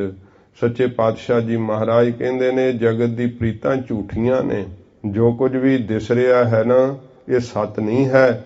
ਤੇ ਇਉਂ ਕਵੀਰਾਜ ਜੀ ਵੀ ਕਹਿੰਦੇ ਹੈ ਕਿ ਹੈ ਤਾਂ ਸਾਰਾ ਕੁਝ ਹੀ ਮਿੱਥਿਆ, ਪਰ ਸੱਚਾ ਕਿਉਂ ਭਾਸ ਰਿਹਾ। ਕਹਿੰਦੇ ਸੱਚੇ ਨੇ ਬਣਾਇਆ ਨਾ, ਇਸ ਕਰਕੇ ਸੱਚੇ ਦਾ ਬਣਾਇਆ ਹੋਣ ਕਰਕੇ ਸੰਸਾਰ ਤੈਨੂੰ ਸੱਚਾ ਭਾਸ ਰਿਹਾ ਹੈ, ਪਰ ਹੈ ਇਹ ਕਵੀਰਾਜ ਕਹਿੰਦੇ ਝੂਠ ਨਾਸ਼ਵੰਤ ਹੈ, ਮਿੱਥਿਆ ਹੈ। ਕਬਿਤ ਬਾਜੀਗਰ ਜੈਸੀ ਬਾਜੀ ਮਾਇਆ ਕੀ ਕਨਾਤ ਸਾਜੀ। ਕੈਸਾ ਹੈ ਹੁਣ ਇਹ ਸੰਸਾਰ। ਕਵੀਰਾਜ ਕਬਿਤ ਦੁਆਰਾ ਦੱਸਦੇ ਹੈ, ਕਹਿੰਦੇ ਜਿਵੇਂ ਬਾਜੀਗਰ ਨੇ ਬਾਜੀ ਪਾਈ ਹੁੰਦੀ ਨਾ, ਖੇਲ ਪਾਈ ਹੁੰਦੀ ਹੈ, ਇਵੇਂ ਕਹਿੰਦੇ ਪਰਮੇਸ਼ਰ ਨੇ ਇਹ ਸਾਰਾ ਜਿਹੜਾ ਨਾ ਉਹ ਖੇਲ ਪਾਈ ਹੋਈ ਹੈ। ਜਿਉਂ ਸੁਪਨਾ ਅਰ ਪੇਖਣਾ ਐਸੇ ਜਗ ਕੋ ਜਾਨ, ਇਨ ਮੈਂ ਕਛ ਸਾਚੋ ਨਹੀਂ ਨਾਨਕ ਬਿਨ ਭਗਵਾਨ। ਜਿਵੇਂ ਸੁਪਨਾ ਹੁੰਦਾ ਹੈ, ਗੁਰੂ ਤੇਗ ਬਹਾਦਰ ਸਾਹਿਬ ਜੀ ਦੀ ਬਾਣੀ ਹੈ। ਮਹਾਰਾਜ ਕਹਿੰਦੇ ਜਿਵੇਂ ਰਾਤ ਦਾ ਸੁਪਨਾ ਹੁੰਦਾ ਹੈ, ਪੇਖਣਾ ਤਮਾਸ਼ੇ ਨੂੰ ਕਹਿੰਦੇ, ਜਿਵੇਂ ਬਾਜੀਗਰ ਦਾ ਤਮਾਸ਼ਾ ਹੁੰਦਾ, ਖੇਲ ਹੁੰਦੀ ਹੈ, ਤੇ ਉਹ ਤਾਂ ਅਣਹੋਈ ਹੈ ਨਾ, ਫਿਰ ਸੱਚੀ ਨਹੀਂ ਹੈ ਨਾ। ਇਸ ਕਰਕੇ ਸੱਚੇ ਪਾਤਸ਼ਾਹ ਜੀ ਕਹਿੰਦੇ ਇਹ ਸੰਸਾਰ ਬਾਜੀਗਰ ਦੀ ਖੇਲ ਦੀ ਤਰ੍ਹਾਂ ਹੈ, ਇਹ ਸੰਸਾਰ ਰਾਤ ਦੇ ਸੁਪਨੇ ਦੀ ਤਰ੍ਹਾਂ ਹੈ। ਇਉਂ ਕਵੀਰਾਜ ਕਹਿੰਦੇ ਫਰਮਾਉਂਦੇ ਹਨ, ਬਾਜੀਗਰ ਜੈਸੀ ਬਾਜੀ ਮਾਇਆ ਕੀ ਕਨਾਤ ਸਾਜੀ। ਬਾਜੀਗਰ ਨੇ ਜਿਵੇਂ ਖੇਲ ਪਾਈ ਹੁੰਦੀ ਹੈ ਨਾ, ਇਸ ਤਰ੍ਹਾਂ ਪਰਮੇਸ਼ਰ ਨੇ ਇਹ ਸੰਸਾਰ ਰੂਪੀ ਬਾਜੀ ਖੇਲ ਪਾਈ ਹੈ, ਤੇ ਮਾਇਆ ਦੇ ਭਰਮ ਦੀ ਕਨਾਤ ਜਿਹੜੀ ਹੈ ਨਾ ਉਹ ਪਰਦਾ ਪਾਇਆ ਹੋਇਆ ਹੈ। ਤੇ ਜੀਵ ਭਰਮ ਦੇ ਵਿੱਚ ਜਿਹੜਾ ਐਸਾ ਫਸਿਆ ਹੋਇਆ ਹੈ, ਮਰਦਿਆਂ ਹੋਇਆਂ ਨੂੰ ਵੇਖਦਾ ਹੈ, ਪਰ ਫਿਰ ਵੀ ਆਪਣੇ ਆਪ ਨੂੰ ਅਮਰ ਹੀ ਸਮਝਦਾ ਹੈ। ਇਹ ਨਹੀਂ ਸਮਝਦਾ ਮਰੇ ਹੋਏ ਨੂੰ ਵੇਖ ਕੇ ਕਿ ਮੈਂ ਵੀ ਇੱਕ ਦਿਨ ਮਰ ਜਾਣਾ ਹੈ। ਨਹੀਂ, ਇਹ ਗੱਲ ਤਾਂ ਚੇਤੇ ਹੀ ਨਹੀਂ ਆਉਂਦੀ। ਐਡਾ ਮਾਇਆ ਦਾ ਭਰਮ ਹੈ, ਐਡਾ ਭੁਲੇਖਾ ਹੈ। ਇਹ ਮਾਇਆ ਦੀ ਕਨਾਤ ਪਾਤੀ ਹੈ, ਮਾਇਆ ਦੇ ਭਰਮ ਦੀ, ਜਿਸ ਕਰਕੇ ਕਿ ਇਹਨੂੰ ਪੜਦਾ ਹੀ ਬਣਿਆ ਰਹਿੰਦਾ ਹੈ। ਜੀਵਨ ਨੂੰ ਸੱਚਾ ਹੀ ਸਮਝਦਾ ਰਹਿੰਦਾ ਹੈ ਕਿ ਹਰ ਵੇਲੇ ਜਿਵੇਂ ਇੱਥੇ ਰਹਿਣਾ, ਕਈ ਚਿਰਾਂ ਦੀਆਂ ਵਿਉਂਤਾਂ ਘੜੀ ਜਾਂਦਾ ਹੈ, ਪਰ ਕਦੇ ਮਨ ਵਿੱਚ ਬੈਰਾਗ ਨਹੀਂ ਆਉਂਦਾ, ਕਦੇ ਚੱਲਣ ਬਾਰੇ ਸੰਸਾਰ ਤੋਂ ਸੋਚਦਾ ਨਹੀਂ ਹੈ। ਇਉਂ ਕਵੀਰਾਜ ਕਹਿੰਦੇ ਇਹੋ ਜੀ ਹਾਲਤ ਹੈ ਮਨ ਦੀ, ਇਹ ਮਨ ਖੁੱਭਿਆ ਹੋਇਆ ਹੈ। ਇਹ ਸੰਸਾਰ ਕੈਸਾ ਹੈ, ਬਾਜੀਗਰ ਜੈਸੇ ਬਾਜੀ ਪਾਈ। ਇਹ ਜਿਵੇਂ ਬਾਜੀਗਰ ਨੇ ਬਾਜੀ ਪਾਈ ਹੈ ਨਾ, ਖੇਲ ਪਾਈ ਹੁੰਦੀ ਹੈ, ਇਸ ਤਰ੍ਹਾਂ ਨਿਰੰਕਾਰ ਨੇ ਇਹ ਖੇਲ ਪਾਈ ਹੋਈ ਹੈ ਸੰਸਾਰ ਦੇ ਅੰਦਰ, ਤੇ ਜੀਵ ਖੇਲ ਰਹੇ ਹੈ। ਇਸ ਪ੍ਰਕਾਰ ਇਹ ਮਾਇਆ ਦੇ ਭਰਮ ਦੀ ਕਨਾਤ ਤਾਣ ਦਿੱਤੀ ਹੈ, ਪਤਾ ਹੀ ਨਹੀਂ ਲੱਗਦਾ ਹੈ, ਉੱਥੇ ਹੀ ਫਸਿਆ ਰਹਿੰਦਾ ਮੋਹ ਕਰਕੇ। ਪਾਜੀ ਕੋ ਅਪਾਜੀ ਲੱਖ ਤਾਸੋ ਬਿਰ ਮਾਇਓ ਹੈ। ਤੇ ਜਿਹੜਾ ਪਾਜੀ ਹੁੰਦਾ ਹੈ ਭਾਵ ਝੂਠ ਦਿਖਾਵਾ, ਤੇ ਜਿਹੜਾ ਅਪਾਜੀ ਭਾਵ ਨਹੀਂ ਦਿਖਾਵਾ ਸੱਚ। ਇਸ ਪ੍ਰਕਾਰ ਕਹਿੰਦੇ ਹਨ, ਫਿਰ ਪੜੋ। ਪਾਜੀ ਕੋ ਅਪਾਜੀ ਲੱਖ ਤਾਸੋ ਬਿਰ ਮਾਇਓ ਹੈ। ਜਿਹੜਾ ਝੂਠ ਹੈ ਉਹਨੂੰ ਸੱਚਾ ਜਾਣ ਕੇ ਉਹਦੇ ਵਿੱਚ ਭਰਮਿਆ ਹੋਇਆ ਹੈ। ਜਿਹੜੀ ਚੀਜ਼ ਹੈ ਹੀ ਅਣਹੋਈ ਤੇ ਹੈ ਹੀ ਝੂਠ, ਉਹਦੇ ਵਿੱਚ ਲੱਗ ਕਰਕੇ ਜਿਹੜਾ ਹੈ ਇਹ ਇੰਨਾ ਭਰਮ ਗਿਆ ਹੈ, ਇੰਨਾ ਪਰਚ ਗਿਆ ਹੈ ਕਿ ਉਸੇ ਵਿੱਚ ਹੀ ਹੱਸ ਰਿਹਾ, ਕਦੇ ਰੋ ਰਿਹਾ। ਇਉਂ ਇਹਦੇ ਅੰਦਰ ਹੀ ਮਨ ਜਿਹੜਾ ਉਹ ਖੁੱਭ ਗਿਆ ਹੈ। ਤੇ ਇਸ ਪ੍ਰਕਾਰ ਸੱਚੇ ਪਾਤਸ਼ਾਹ ਜੀ ਮਹਾਰਾਜ ਨੇ ਕਿਹਾ ਕਿ ਜਿਹੜਾ ਇਹ ਦੁਨੀਆ ਦੇ ਅੰਦਰ ਪਦਾਰਥ ਹਨ, ਇਹਨਾਂ ਦਾ ਜਿਹੜਾ ਅਹੰਕਾਰ ਕਰਨਾ ਹੈ, ਇਹ ਸਤਿਗੁਰੂ ਜੀ ਨੇ ਕਿਹਾ ਕਿ ਝੂਠ ਦੁਨੀ ਗੁਮਾਨ। ਇਹ ਸੰਸਾਰ ਦਾ ਗੁਮਾਨ ਜਿਹੜਾ ਉਹ ਝੂਠਾ ਹੈ, ਨਾਸ਼ਵੰਤ ਹੈ, ਖਰਾਬ ਹੋ ਜਾਣ ਵਾਲਾ ਹੈ। ਜੀਵ ਇਹਨੂੰ ਸੱਚਾ ਸਮਝ ਰਿਹਾ ਹੈ। ਤੇ ਸਤਿਗੁਰੂ ਜੀ ਨੇ ਇਸ ਤੋਂ ਪਹਿਲਾਂ 5 ਵਾਰੀ ਖੂਬ ਕਹਿ ਕੇ ਨਾਮ ਦੀ ਮਹਿਮਾ ਕਹੀ ਹੈ ਕਿ ਖੂਬ ਤੇਰੋ ਨਾਮ। ਵਾਹਿਗੁਰੂ ਤੇਰਾ ਨਾਮ ਸਭ ਤੋਂ ਖੂਬ ਉੱਤਮ ਹੈ, ਚੰਗਾ ਵੈ। ਇਸ ਪ੍ਰਕਾਰ ਕਵਿਰਾਜ ਕਹਿੰਦੇ ਹਨ। ਪਾਜੀ ਕੋ ਅਪਾਜੀ ਲਖ ਤਾਂ ਸੋ ਬਿਰਮਾਇਓ ਹੈ। ਝੂਠੇ ਨੂੰ ਸੱਚਾ ਜਾਣ ਕਰਕੇ ਉਹਦੇ ਵਿੱਚ ਮਨ ਜਿਹੜਾ ਹੈ ਉਹ ਭਰਮ ਗਿਆ ਹੈ, ਲੱਗ ਗਿਆ ਹੈ। ਸੁਪਨੇ ਪਦਾਰਥ ਸੁਵਾਰਥ ਮੈਂ ਰਚਿਓ ਸੰਚੈ। ਜੇ ਸੁਪਨੇ ਵਿੱਚ ਭਲਾ ਕੋਈ ਪਦਾਰਥ ਜਿਹੜੇ ਹੈ ਉਹਨਾਂ ਨੂੰ ਇਕੱਠਿਆਂ ਕਰੇ, ਬੜੀ ਮਿਹਨਤ ਕਰੇ, ਚਿੰਤਾ ਲੱਗੀ ਰਹੇ ਪਦਾਰਥਾਂ ਦੇ ਇਕੱਠੇ ਕਰਨ ਦੀ, ਤੇ ਫਿਰ ਪਦਾਰਥ ਪ੍ਰਾਪਤ ਕਰ ਲਏ ਤੇ ਇਸ ਪ੍ਰਕਾਰ ਉਹਨਾਂ ਨੂੰ ਸੰਚ ਲਵੇ, ਬਹੁਤ ਜ਼ਿਆਦਾ ਇਕੱਠਾ ਕਰ ਲਵੇ। ਇਸੇ ਪ੍ਰਕਾਰ ਹੀ ਸੁਪਨੇ ਪਦਾਰਥ ਸੁਵਾਰਥ ਮੈਂ ਰਚਿਓ ਸੰਚੈ। ਤੇ ਸੁਆਰਥ ਆਪਣੇ ਮਤਲਬ ਵਾਸਤੇ ਜਿਹੜਾ ਹੈ ਆਪਣੀ ਗਰਜ ਪੂਰੀ ਕਰਨ ਨੂੰ, ਆਪਣੇ ਮਤਲਬ ਪੂਰੇ ਕਰਨ ਨੂੰ ਬਹੁਤ ਸਾਰੇ ਕੋਈ ਸੁਪਨੇ ਵਿੱਚ ਜੇ ਕੋਈ ਪਦਾਰਥ ਇਕੱਠੇ ਕਰ ਲਵੇ ਤਾਂ ਸੰਚ ਸੰਚ ਜਾਗੇ ਤੇ ਬਹੁਰ ਪਛਤਾਇਓ ਹੈ। ਇਕੱਠੇ ਕਰ ਕਰਕੇ ਰੱਖੀ ਜਾਵੇ, ਪਰ ਜਦੋਂ ਜਾਗਦਾ ਹੈ ਉਦੋਂ ਫਿਰ ਪਛਤਾਵਾ ਲੱਗਦਾ, ਹੋ ਇਹ ਤਾਂ ਸੁਪਨਾ ਸੀ। ਕਿ ਸੁਪਨੇ 'ਚ ਮਿਲੀ ਕੋਠੀ ਵਿੱਚ ਵੀ ਕੋਈ ਆਰਾਮ ਕਰਦਾ ਹੈ, ਸੁਪਨੇ 'ਚ ਮਿਲੀ ਹੋਈ ਕਾਰ ਵਿੱਚ ਵੀ ਕੋਈ ਹੁੰਟੇ ਲੈਂਦਾ ਹੈ। ਇਸ ਪ੍ਰਕਾਰ ਸੁਪਨਾ ਹੈ, ਉਹ ਤਾਂ ਜਾਗਦਿਆਂ ਹੀ ਸਭ ਕੁਝ ਜਿਹੜਾ ਖਤਮ ਹੋ ਜਾਂਦਾ ਹੈ। ਇਸੇ ਪ੍ਰਕਾਰ ਕਵਿਰਾਜ ਕਹਿੰਦੇ ਇਹ ਜਗਤ ਸੁਪਨਾ ਹੈ। ਜਾਗਣਾ ਕਿਹੜਾ ਹੈ? ਜਦੋਂ ਜੀਵ ਦੇ ਮ੍ਰਿਤੂ ਦਾ ਸਮਾਂ ਆਉਂਦਾ ਹੈ ਨਾ, ਤੇ ਕਹੋ ਕਬੀਰ ਤਬ ਹੀ ਨਰ ਜਾਗੈ, ਜਮ ਕਾ ਡੰਡ ਮੂੰਡ ਮਹਿ ਲਾਗੈ। ਜਦੋਂ ਜਮ ਦਾ ਡੰਡਾ ਸਿਰ ਵਿੱਚ ਆ ਕਰਕੇ ਵੱਜਦਾ ਨਾ, ਉਦੋਂ ਹੀ ਇਹ ਸੁੱਤਾ ਪਿਆ ਜੀਵ ਗਾਫਲਤਾਈ ਦੀ ਨੀਂਦ ਤੋਂ ਜਾਗਦਾ ਹੈ। ਤੇ ਫਿਰ ਉਦੋਂ ਬਹੁਤ ਇਹਨੂੰ ਪਛਤਾਵਾ ਲੱਗਦਾ ਕਿ ਉਹ ਇੰਨੇ ਪਦਾਰਥ ਇਕੱਠੇ ਕਰ ਲਏ, ਨਾਲ ਕੁਝ ਵੀ ਨਹੀਂ ਨਿਭਣ ਲੱਗਾ। ਹੁਣ ਸਾਰਾ ਕੁਝ ਛੱਡ ਕੇ ਜਦੋਂ ਤੁਰਨਾ ਪੈਂਦਾ ਹੈ ਤੇ ਇਉਂ ਫਿਰ ਮਨ ਜਿਹੜਾ ਬਹੁਤ ਪਛਤਾਵਾ ਕਰਦਾ, ਬੜਾ ਝੂਰਦਾ ਹੈ। ਇਸ ਪ੍ਰਕਾਰ ਕਵਿਰਾਜ ਕਹਿੰਦੇ ਸੰਸਾਰ ਦੀ ਹਾਲਤ ਵੈ ਸੁਖਤਾ ਰਜਤ ਮ੍ਰਿਗ ਤ੍ਰਿਸ਼ਨਾ ਮੈਂ ਨੀਰ ਜੈਸੇ। ਕਹਿੰਦੇ ਹੁਣ ਪ੍ਰਮਾਣ ਦੇ ਕਰਕੇ ਸਿੱਪੀ ਦੇ ਵਿੱਚੋਂ ਕਦੀ ਕਿਸੇ ਚਾਂਦੀ ਕੱਢੀ ਹੈ, ਪਰ ਦਿਸਦੀ ਤਾਂ ਹੈਗੀ ਹੈ ਨਾ। ਜਿਹੜਾ ਸਮੁੰਦਰ ਦੇ ਕੰਢਿਆਂ ਤੇ ਸਿੱਪੀ ਹੁੰਦੀ ਹੈ, ਜਦੋਂ ਬਾਹਰ ਆ ਜਾਂਦੀ ਹੈ ਨਾ ਸਿੱਪੀ, ਤੇ ਸੂਰਜ ਦੀ ਉਹਦੇ ਤੇ ਰੌਸ਼ਨੀ ਪਵੇ ਤੇ ਉਹ ਬੜੀ ਚਮਕਦੀ ਹੈ, ਤੇ ਪੂਰਾ ਐਂ ਪ੍ਰਤੀਤ ਹੁੰਦਾ ਇਹਦੇ ਵਿੱਚ ਚਾਂਦੀ ਹੈ। ਪਰ ਕਵਿਰਾਜ ਕਹਿੰਦੇ ਕੱਢੀ ਕਿਸੇ ਨੇ ਚਾਂਦੀ ਉੱਥੋਂ? ਸਿੱਪੀ ਦੇ ਵਿੱਚੋਂ ਜਿਵੇਂ ਚਾਂਦੀ ਨਹੀਂ ਪ੍ਰਾਪਤ ਹੁੰਦੀ, ਇਵੇਂ ਸੰਸਾਰ ਦੇ ਪਦਾਰਥਾਂ ਵਿੱਚੋਂ ਸੁੱਖ ਨਹੀਂ ਪ੍ਰਾਪਤ ਹੁੰਦਾ। ਇਉਂ ਪ੍ਰਮਾਣ ਦੇ ਕਰਕੇ ਕਵਿਰਾਜ ਕਹਿੰਦੇ ਹੈ ਕਿ ਜਿਵੇਂ ਉਹ ਸਿੱਪੀ ਦੇ ਵਿੱਚੋਂ ਚਾਂਦੀ ਦਿਸਦੀ ਤਾਂ ਹੈ, ਇਵੇਂ ਸੰਸਾਰ ਦੇ ਜੀਆਂ ਨੂੰ ਮਾਇਕੀ ਪਦਾਰਥਾਂ ਵਿੱਚੋਂ ਸੁੱਖ ਭਾਸਦਾ ਹੈ, ਪਰ ਹੈ ਨਹੀਂਗਾ। ਦਿਸਦਾ ਤਾਂ ਹੈਗਾ ਕਿ ਇਉਂ ਹੀ ਸੁੱਖ ਕਰਕੇ ਹੀ ਜਿਹੜਾ ਹੈ ਸਾਰਾ ਕੁਝ ਇਕੱਠਾ ਕਰਦੇ ਆ ਨਾ। ਸੁੱਖ ਕਰਕੇ ਹੀ ਨਹੀਂ ਜਾਣਦੇ ਕਿ ਸੁੱਖ ਤਾਂ ਵਾਹਿਗੁਰੂ ਦੇ ਨਾਮ ਵਿੱਚ ਹੈ। ਜੇ ਮਨ ਜਾਣ ਲਵੇ ਤਾਂ ਭਜਨ ਨਾ ਕਰੇ, ਨਹੀਂ ਮਨ ਜਾਣਦਾ। ਪਦਾਰਥਾਂ ਦੇ ਵਿੱਚ ਮਨ ਨੇ ਸੁੱਖ ਮੰਨਿਆ ਹੋਇਆ, ਇਸ ਕਰਕੇ ਪਦਾਰਥਾਂ ਨੂੰ ਇਕੱਠਿਆਂ ਕਰਦਾ ਹੈ। ਇਉਂ ਕਵਿਰਾਜ ਫਰਮਾਉਂਦੇ ਹੈ ਕਿ ਜਿਵੇਂ ਉਸ ਸਿੱਪੀ ਵਿੱਚੋਂ ਕਦੀ ਕਿਸੇ ਚਾਂਦੀ ਨਹੀਂ ਪ੍ਰਾਪਤ ਕੀਤੀ, ਇਵੇਂ ਮਾਇਕੀ ਪਦਾਰਥਾਂ ਵਿੱਚੋਂ ਕਦੇ ਕਿਸੇ ਸੁੱਖ ਨਹੀਂ ਪ੍ਰਾਪਤ ਕੀਤਾ। ਇਸੇ ਪ੍ਰਕਾਰ ਹੀ ਮ੍ਰਿਗ ਤ੍ਰਿਸ਼ਨਾ ਮੈਂ ਨੀਰ ਜੈਸੇ। ਤੇ ਫਿਰ ਮ੍ਰਿਗ ਤ੍ਰਿਸ਼ਨਾ ਜਿਹੜੀ ਆ ਉਹਦੇ ਵਿੱਚ ਨੀਰ ਪਾਣੀ ਕਿਸੇ ਨੇ ਪ੍ਰਾਪਤ ਕੀਤਾ ਹੈ। ਜਿਹੜੀ ਮ੍ਰਿਗ ਤ੍ਰਿਸ਼ਨਾ ਹੁੰਦੀ ਹੈ ਉਹ ਤਾਂ ਗਰਮੀ ਦੇ ਪ੍ਰਭਾਵ ਕਰਕੇ ਰੇਤਲੇ ਇਲਾਕੇ ਵਿੱਚ ਜਿਹੜਾ ਹੈ ਉਹ ਸੂਰਜ ਦੀ ਗਰਮੈਸ਼ ਕਰਕੇ ਹੀ ਇਉਂ ਪਾਣੀ ਪ੍ਰਤੀਤ ਹੋਣ ਲੱਗ ਜਾਂਦਾ ਹੈ ਰੇਤ ਦੇ ਉੱਤੇ। ਪਰ ਦੱਸੋ ਉਸ ਹਿਰਨ ਨੇ ਪਾਣੀ ਪ੍ਰਾਪਤ ਕਰ ਲਿਆ ਹੈ?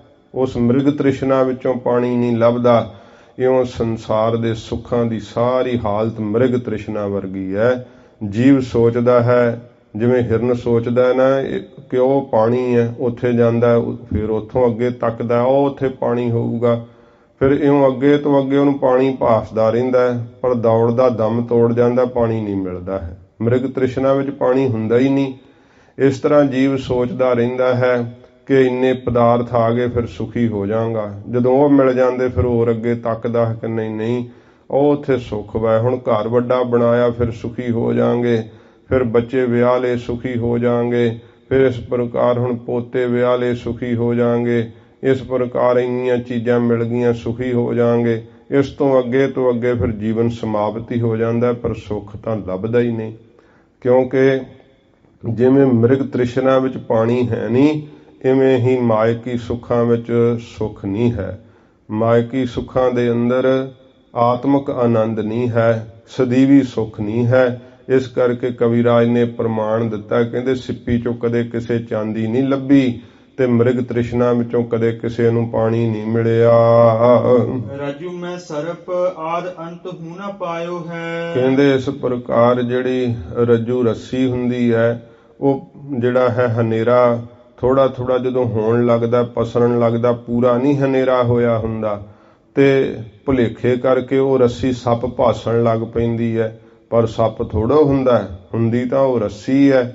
ਪਰ ਕਹਿੰਦੇ ਦੱਸੋ ਕਿਸੇ ਨੇ ਉਹਦੇ ਵਿੱਚੋਂ ਸੱਪ ਨੂੰ ਪ੍ਰਾਪਤ ਕੀਤਾ, ਭਾਵ ਸੱਪ ਕਿਸੇ ਨੂੰ ਦਿਸਿਆ ਨਹੀਂ, ਸੱਪ ਤਾਂ ਹੁੰਦਾ ਹੀ ਨਹੀਂ, ਹੁੰਦੀ ਰੱਸੀ ਹੈ।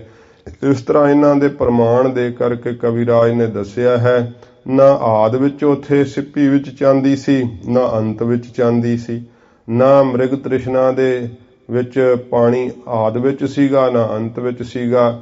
ਇਉਂ ਰੱਸੀ ਵਿੱਚ ਵੀ ਸੱਪ ਕਲਪਤ ਹੀ ਕੀਤਾ ਹੋਇਆ ਸੀ, ਨਾ ਆਦ ਵਿੱਚ ਸੀ, ਨਾ ਅੰਤ ਵਿੱਚ, ਕਿਸੇ ਨੇ ਪਾਇਆ ਨਹੀਂ ਹੈ। ਇਵੇਂ ਕਹਿੰਦੇ ਸੰਸਾਰ ਦੇ ਮਾਇਕੀ ਸੁੱਖਾਂ ਵਿੱਚ ਨਾ ਆਦ ਵਿੱਚ ਕਿਸੇ ਨੇ ਸੁੱਖ ਪਾਇਆ ਹੈ, ਨਾ ਇਹਦਾ ਦੇ ਨਾਸ਼ ਹੋਣ ਚ ਕਿਸ ਪ੍ਰਕਾਰ ਜਿਹੜਾ ਹੈ ਸਮਾਪਤੀ ਦੇ ਜੀਵਨ ਲੀਲਾ ਜਦੋਂ ਸਮਾਪਤ ਹੁੰਦੀ ਸੁੱਖ ਪਾਇਆ, ਉਦੋਂ ਕੀ ਸੁੱਖ ਪਾਉਣਾ, ਉਦੋਂ ਦੁਖੀ ਹੁੰਦੇ ਆ, ਇਕੱਠੇ ਕਰ ਕਰਕੇ ਹੀ ਸੁੱਖ ਸਮਝਦੇ, ਪਰ ਉਹ ਵੀ ਸੁੱਖ ਜਿਹੜੇ ਆ ਨਾ ਉਹ ਜੀਵ ਨੂੰ ਭਰਮ ਕਰਕੇ ਹੀ ਭਾਸਦਾ ਹੈ ਸੁੱਖ ਨਹੀਂ, ਉਹ ਦੁੱਖ ਰੂਪ ਹੀ ਹੈ ਸਭ ਕੁਝ। ਕੂੜ ਹੈ ਰੇ ਕੂੜ ਮਨ ਮੂੜ, ਇਹ ਮੇਰੇ ਮੂਰਖ ਮਨਾ ਇਹ ਝੂਠ ਹੈ ਸਾਰਾ ਕੁਝ। ਲਗ ਨਾਮ ਰੂੜ, ਜਿਹੜਾ ਨਾਮ ਰੂੜ ਹੈ ਨਾ ਸਭ ਤੋਂ ਸੁੰਦਰ ਹੈ ਨਾਮ, ਇਸ ਕਰਕੇ ਨਾਮ ਨਾਲ ਲੱਗ ਜਾਣਾ ਕਰ।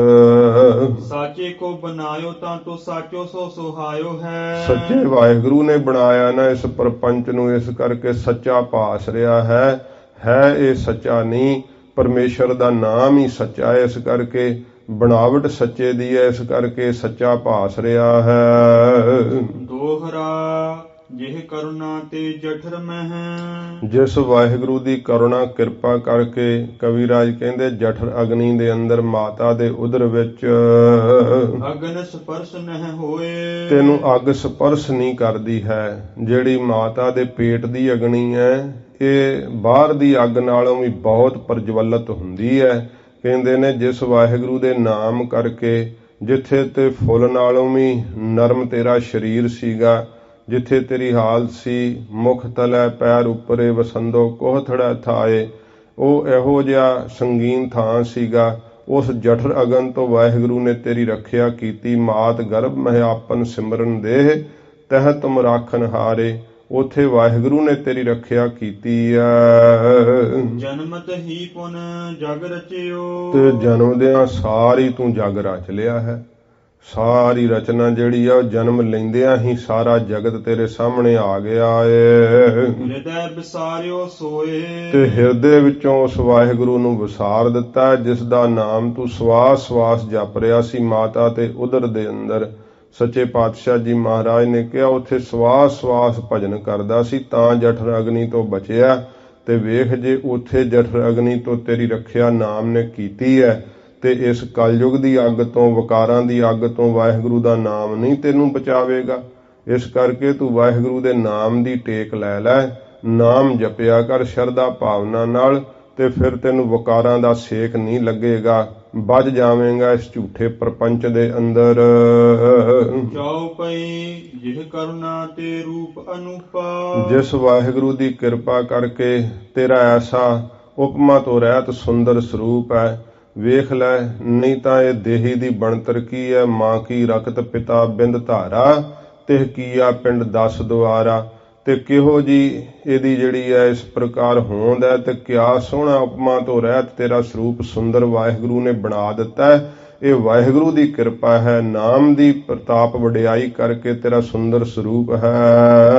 ਦੇਹ ਤਜ ਪਰਿਓ ਅੰਧ ਜੋ ਕੂਪਾ, ਤੇ ਵਾਹਿਗੁਰੂ ਨੂੰ ਛੱਡ ਕਰਕੇ ਤੂੰ ਵਿਸ਼ਿਆਂ ਦੇ ਅੰਨੇ ਖੂਹ ਵਿੱਚ ਕਿਉਂ ਪੈ ਗਿਆ ਹੈ। ਹੇ ਮਨਾ, ਤੂੰ ਐਸੇ ਪਰਮੇਸ਼ਰ ਦੇ ਨਾਮ ਨੂੰ ਛੱਡ ਕਰਕੇ ਵਿਕਾਰਾਂ ਦਾ ਜਿਹੜਾ ਅੰਨਾ ਖੂਹ ਹੈ ਜਿਹਦੇ ਚੋਂ ਨਿਕਲਿਆ ਹੀ ਨਹੀਂ ਜਾਂਦਾ, ਜਿਹੜਾ ਕੋਈ ਡਿੱਗ ਜਾਵੇ, ਤੂੰ ਨਾਮ ਨੂੰ ਛੱਡ ਕਰਕੇ ਰਸਾਂ ਕਸਾਂ ਦੇ ਅੰਨੇ ਖੂਹ ਵਿੱਚ ਕਿਉਂ ਡਿੱਗਦਾ, ਸੰਸਾਰ ਦੇ ਸੁੱਖਾਂ ਰੂਪੀ ਖੂਹ 'ਚ ਕਿਉਂ ਡਿੱਗਦਾ ਏ। ਜਿਸ ਕਰੁਣਾ ਸਭ ਦੇ ਪਦਾਰਥ, ਜਿਸ ਵਾਹਿਗੁਰੂ ਦੀ ਕਿਰਪਾ ਨੇ ਸਾਰੇ ਪਦਾਰਥ ਦਿੱਤੇ ਐ, ਸਭ ਭੋਗਣ ਨੂੰ ਜਿਹੜੇ ਸੁੱਖ ਦਿੱਤੇ ਆ ਵਾਹਿਗੁਰੂ ਦੀ ਕਿਰਪਾ ਨਾਲ ਤੈਨੂੰ ਪ੍ਰਾਪਤ ਹੋਏ। ਤੂੰ ਆਪਣੀ ਅਕਲ ਦਾ ਮਾਣ ਕਰੀ ਜਾਂਦਾ, ਆਪਣੀ ਬੁੱਧੀ ਦੀ ਵਿਸ਼ੇਸ਼ਤਾ ਹੀ ਮੰਨੀ ਜਾਂਦਾ, ਆਪਣੇ ਸਰੀਰ ਦਾ ਪਰਾਕਰਮ ਮੰਨੀ ਜਾਂਦਾ। ਤੂੰ ਕੁਝ ਨਹੀਂ ਸੀ ਕਰ ਸਕਦਾ, ਵਾਹਿਗੁਰੂ ਦੀ ਕਿਰਪਾ ਨਾਲ ਤੈਨੂੰ ਸਾਰੇ ਸੁੱਖ ਪਦਾਰਥ ਪ੍ਰਾਪਤ ਹੋਏ ਨੇ। ਤਿਸ ਤਜ ਫਿਰਤ ਵਿਸ਼ੈ ਕੇ ਸਵਾਰਥ। ਤੇ ਤੂੰ ਉਸ ਵਾਹਿਗੁਰੂ ਨੂੰ ਛੱਡ ਕਰਕੇ ਵਿਸ਼ਿਆਂ ਦੀ ਪੂਰਤੀ ਵਾਸਤੇ ਆਪਣਾ ਸਵਾਰਥ ਜਾਣ ਕਰਕੇ ਤੇ ਫਿਰਦਾ ਰਹਿਣਾ ਹੈ। ਰਾਤ ਦਿਨ ਜਿਹੜਾ ਹੈ ਵਿਸ਼ੇ ਭੋਗਾਂ ਨੂੰ ਚੇਤੇ ਕਰਦਾ ਰਹਿਣਾ ਹੈ ਤੇ ਵਿਸ਼ਿਆਂ ਦੀ ਪ੍ਰਾਪਤੀ ਵਾਸਤੇ ਹੀ ਜਾਣਦਾ ਹੈ ਕਿ ਇਹੀ ਤੇਰੇ ਇੱਛਾ ਪੂਰਤੀ ਹੋ ਗਈ ਤਾਂ ਬਸ ਤੈਨੂੰ ਸੁੱਖ ਹੋ ਜਾਵੇਗਾ। ਇਸ ਸਵਾਰਥ ਵਾਸਤੇ, ਇਸ ਮਤਲਬ ਵਾਸਤੇ ਹੀ ਰਾਤ ਦਿਨ ਫਿਰਦਾ ਰਹਿਣਾ ਕਿ ਨਾਮ ਦੇ ਜਪਣ ਦੇ ਮਤਲਬ ਵਾਸਤੇ ਵੀ ਰਾਤ ਦਿਨ ਯਤਨ ਕਰਦਾ ਹੈ, ਸਤਸੰਗਤ ਦੇ ਕਰਨ ਦੇ ਵੀ ਰਾਤ ਦਿਨ ਵਾਸਤੇ ਕੋਈ ਯਤਨ ਕਰਦਾ ਹੈ। ਇਉਂ ਕਵੀਰਾਜ ਕਹਿੰਦੇ ਹਾਲਤ ਵੇਖ ਲੈ ਮਨਾਂ ਤੇਰੀ ਕਿਹੋ ਜੀ ਹੈ, ਤੂੰ ਤਾਂ ਵਿਸ਼ਿਆਂ ਵਿਕਾਰਾਂ ਦੇ ਮਤਲਬ ਵਾਸਤੇ ਰਾਤ ਦਿਨ ਹੀ ਫਿਰਦਾ ਰਹਿਣਾ ਹੈ। ਮਨ ਮੂਰਖ ਅਜਹੂ ਨਹਿ ਜਾਣਤ। ਤੇ ਹੇ ਮੇਰੇ ਮੂਰਖ ਮਨਾ, ਤੂੰ ਅਜੇ ਵੀ ਨਹੀਂ ਜਾਣ ਰਿਹਾ, ਅਜੇ ਵੀ ਤੂੰ ਸਮਝਦਾ ਨਹੀਂ ਹੈ। ਜਿਸ ਕਰੁਣਾ ਤੇ ਸਭ ਤੁਝ ਮਾਨਤ। ਜਿਸ ਵਾਹਿਗੁਰੂ ਦੀ ਕਿਰਪਾ ਕਰਕੇ ਸਾਰੇ ਤੇਰਾ ਮਾਣ ਕਰਦੇ ਆ, ਸਤਿਕਾਰ ਕਰਦੇ ਆ, ਤੇ ਤੂੰ ਸਮਝੀ ਬੈਠਾ ਕਿ ਮੈਂ ਵਿਦਵਾਨ ਆ, ਮੈਂ ਬੜਾ ਚੰਗਾ ਵਾਂ, ਮੇਰੀ ਬੜੀ ਲਿਆਕਤ ਹੈ, ਮੇਰੀ ਬੜੀ ਬੁੱਧੀ ਹੈ। ਇਹ ਨਹੀਂ, ਵਾਹਿਗੁਰੂ ਦੀ ਕਿਰਪਾ ਕਰਕੇ ਸਾਰੇ ਤੇਰਾ ਮਾਣ ਕਰਦੇ ਆ, ਤੇਰਾ ਸਤਿਕਾਰ ਕਰਦੇ ਆ, ਤੈਨੂੰ ਇਸ ਪ੍ਰਕਾਰ ਇੱਜ਼ਤ ਦਿੰਦੇ ਆ। ਵਾਹਿਗੁਰੂ ਦੀ ਕਿਰਪਾ ਹੈ। ਜੇ ਆਪਣਾ ਕਿਰਪਾ ਦਾ ਹੱਥ ਖਿੱਚ ਲਵੇ ਤੇ ਸਾਰੇ ਗੁਣਾਂ ਦੇ ਹੁੰਦਿਆਂ ਹੋਇਆਂ ਵੀ ਕਈ ਸਤਿਕਾਰ ਨਹੀਂ ਪਾਉਂਦੇ ਹਨ, ਮਿੱਟੀ ਹੋ ਜਾਂਦਾ ਸਭ ਕੁਝ। ਇਹ ਤਾਂ ਵਾਹਿਗੁਰੂ ਦੀ ਵੱਡੀ ਵਡਿਆਈ ਹੈ ਕਿ ਵਾਹਿਗੁਰੂ ਨੇ ਤੈਨੂੰ ਮਾਣ ਦਿੱਤਾ ਏ। ਮਧੁਰ ਜਾਨ ਵਿਸ਼ਿਆਨ ਬਿਲ ਸਾਤੂ। ਤੇ ਤੂੰ ਮਦਰ ਮਿੱਠੇ ਜਾਣ ਕਰਕੇ ਵਿਸ਼ਿਆਂ ਦੇ ਜਿਹੜੇ ਇਸ ਪ੍ਰਕਾਰ ਬਿਲਾਸ ਹਨ ਨਾ, ਕਰੀੜਾ ਕੌਤਕ ਸੁੱਖ, ਇਹ ਵਿਸ਼ਿਆਂ ਦੇ ਕਰਮਾਂ ਵਿੱਚ ਤੂੰ ਜਾਣ ਕਰਕੇ ਫਸ ਰਿਹਾ, ਮਿੱਠੇ ਜਾਣ ਕਰਕੇ ਉਹਨਾਂ ਵਿੱਚ ਹੀ ਫਸਦਾ ਏ। ਸੋ ਹੋਵੇ ਕਟ ਵੱਡ ਦੁਖ ਦਾਤੂ। ਤੇ ਬਹੁਤ ਜ਼ਿਆਦੇ ਕੱਟ ਕੌੜੇ ਜਿਹੜੇ ਆ ਨਾ ਉਹ ਦੁਖਦਾਈ ਹੋਣਗੇ, ਪਰ ਤੂੰ ਉਹਨਾਂ ਨੂੰ ਮਿੱਠੇ ਜਾਣ ਕਰ, ਜਿਵੇਂ ਕੋਈ ਮਿੱਠਾ ਤੇਲੀਆ ਜਾਣ ਕਰਕੇ ਖਾਂਦਾ ਹੈ ਨਾ, ਪਰ ਮਿੱਠਾ ਤੇਲੀਆ ਤੇ ਜ਼ਹਿਰ ਹੁੰਦਾ ਹੈ। ਇਵੇਂ ਵਿਸ਼ੇ ਵਿਕਾਰਾਂ ਦਾ ਜਿਹੜਾ ਸੁੱਖ ਹੈ ਨਾ, ਇਹ ਜਿਹੜਾ ਮਨ ਦੇ ਅੰਦਰ ਕਿਸੇ ਪਰਾਏ ਰੂਪ ਨੂੰ ਵੇਖ ਕਰਕੇ ਭਰਮਣਾ ਤੇ ਉਹਦੀ ਪ੍ਰਾਪਤੀ ਵਾਸਤੇ ਯਤਨ ਕਰਨੇ, ਇਸ ਪ੍ਰਕਾਰ ਕਵੀਰਾਜ ਕਹਿੰਦੇ ਹਨ। ਫਿਰ ਪੜ੍ਹਦੇ ਹੋ। ਸੋ ਹੋਵੇ ਕਟ ਵੱਡ ਦੁਖ ਦਾਤੂ। ਜਿਹਨੂੰ ਵਿਕਾਰਾਂ ਨੂੰ ਮਿੱਠਾ ਜਾਣ ਕਰਕੇ ਇਹ ਮਨਾ ਤੂੰ ਖਾਂਦਾ ਹੈ, ਉਹ ਵੱਡੇ ਕੌੜੇ ਤੇ ਦੁੱਖ ਦੇਣ ਵਾਲੇ ਸਾਬਤ ਹੋਣਗੇ ਅੰਤ ਦੇ ਸਮੇਂ। ਦੋਹਰਾ ਨਾਮਹਿ ਤੇ ਸਭ ਕੁਛ ਬਨਿਓ। ਹੁਣ ਇਸ ਪ੍ਰਕਾਰ ਫਿਰ ਹੋਰ ਨਾਮ ਦੀ ਮਹਿਮਾ ਕਵੀਰਾਜ ਜੀ ਕਹਿੰਦੇ ਐ। ਤੇ ਹੁਣ ਨਿਰਗੁਣ ਸਰੂਪ ਤੋਂ ਤੇ ਸਰਗੁਣ ਸਰੂਪ ਤੋਂ ਨਾਮ ਨੂੰ ਵੱਡਾ ਦਰਸਾਉਣਗੇ ਕਿ ਨਾਮ ਜਿਹੜਾ ਹੈ ਨਾ ਉਹ ਸਭ ਤੋਂ ਵੱਡਾ ਹੈ। ਇਹ ਜਿਵੇਂ ਕਵੀਰਾਜ ਜੀ ਅੱਗੇ ਨਾਮ ਦੀ ਮਹਿਮਾ ਹੋਰ ਕਰਨਗੇ, ਉਹ ਆਪਾਂ ਸਰਵਣ ਕਰਾਂਗੇ। ਨਾਮ ਤੋਂ ਵੱਡੀ ਕੋਈ ਚੀਜ਼ ਨਹੀਂ। ਕਵੀਰਾਜ ਕਹਿੰਦੇ ਜਿਨ੍ਹਾਂ ਕੋਲ ਵੀ ਕੁਝ ਪ੍ਰਾਪਤ ਵੈ ਉਹ ਨਾਮ ਦੇ ਪ੍ਰਤਾਪ ਕਰਕੇ ਹੀ ਹੈ, ਨਾਮ ਦਾ ਜਸ ਕਰਨੇ ਕਰਕੇ ਹੀ ਸਭ ਕੋਲ ਇਹ ਪਦਵੀਆਂ ਹਨ। ਜੇ ਕਿਸੇ ਕੋਲ ਕੋਈ ਸ਼ਕਤੀ ਹੈ, ਕੁਝ ਪਦਾਰਥ ਹਨ, ਕੁਝ ਸਤਿਕਾਰ ਹੈ ਸੰਸਾਰ ਦੇ ਅੰਦਰ, ਤਾਂ ਉਹ ਭੁਲੇਖਾ ਨਾ ਉਹਦੇ ਮਨ ਵਿੱਚ ਰਹੇ ਕਿ ਮੇਰੀ ਬੁੱਧੀ ਕਰਕੇ, ਮੇਰੀ ਅਕਲ ਕਰਕੇ, ਮੇਰੇ ਸਰੀਰ ਦੇ ਬਲ ਕਰਕੇ ਹੈ। ਨਹੀਂ, ਇਹ ਵਾਹਿਗੁਰੂ ਦਾ ਭਜਨ ਕੀਤਾ ਹੈ। ਜੋ ਪਿਛਲੇ ਜਨਮ ਵਿੱਚ ਕੋਈ ਥੋੜਾ ਬਹੁਤਾ ਕਰਮ ਕੀਤਾ ਹੈ ਚੰਗਾ, ਉਹਦੇ ਕਰਕੇ ਹੀ ਇਹ ਫਲ ਪ੍ਰਾਪਤ ਹੋ ਰਿਹਾ ਹੈ। ਇਸ ਕਰਕੇ ਇਹ ਮਨਾ ਤੂੰ ਵਿਸ਼ਿਆਂ ਨੂੰ ਵਿਸਾਰ ਦੇ, ਇਹ ਜ਼ਹਿਰੀਲੇ ਹਨ, ਕੌੜੇ ਹਨ। ਵਾਹਿਗੁਰੂ ਦਾ ਨਾਮ ਮਿੱਠਾ ਹੈ, ਨਾਮ ਨੂੰ ਤੂੰ ਕੌੜਾ ਸਮਝਿਆ ਹੋਇਆ ਹੈ ਤੇ ਵਿਸ਼ਿਆਂ ਵਿਕਾਰਾਂ ਨੂੰ ਤੂੰ ਮਿੱਠਾ ਸਮਝਿਆ ਹੋਇਆ ਹੈ। ਇਸ ਕਰਕੇ ਤੂੰ ਇਸ ਗੱਲ ਨੂੰ ਸਮਝ ਲੈ ਚੰਗੀ ਤਰ੍ਹਾਂ ਕਿ ਜਿਹੜੇ ਵਿਸ਼ੇ ਵਿਕਾਰ ਉਹ ਜ਼ਹਿਰੀਲੇ ਹਨ, ਕੌੜੇ ਹਨ। ਵਾਹਿਗੁਰੂ ਦਾ ਨਾਮ ਮਿੱਠਾ ਹੈ, ਇਸ ਕਰਕੇ ਤੂੰ ਨਾਮ ਨੂੰ ਜਪ ਲੈ, ਭਜਨ ਕਰ ਲੈ। ਇਹ ਸੰਸਾਰ ਸਾਰਾ ਹੀ ਝੂਠਾ ਏ, ਇਹਨੂੰ ਸੱਚਾ ਨਾ ਜਾਣ। ਇਉਂ ਕਵੀਰਾਜ ਜੀ ਜਿਵੇਂ ਅੱਗੇ ਹੋਰ ਮਹਿਮਾ ਕਰਨਗੇ, ਸਰਵਣ ਕਰਾਂਗੇ। ਹੋਈਆਂ ਭੁੱਲਾਂ ਬਖਸ਼ ਲੈਣੀਆਂ, ਅੱਗੇ ਵਾਸਤੇ ਸਮਤ ਬਖਸ਼ਣੀ ਜੀ। ਮਧੁਰ ਜਾਨ ਵਿਸ਼ਿਆਨ ਬਿਲ ਸਾਤੂ। ਸੋ ਹੋਵੇ ਕਟ ਵੱਡ ਦੁਖ ਦਾਤੂ। ਵਾਹਿਗੁਰੂ ਜੀ ਕਾ ਖਾਲਸਾ, ਵਾਹਿਗੁਰੂ ਜੀ ਕੀ ਫਤਿਹ। ਅਚੁੱਤ ਹੈ ਪਾਰ ਬ੍ਰਹਮ अविनाशी आगनास हे पूरन हे सर्ब में दुख भंजन गुणतास हे संगी हे निरंकार हे निर्गुण सब टेक हे गोबिंद हे गुण निधान जाकै सदा विवेक हे अपरंपर हर हरे हह पी होवन हार हे संत कै सदा संग निधारा आधार हे ठाकुर हूँ दास रो मैं निर्गुण गुण नहीं कोय नानक दीजै नाम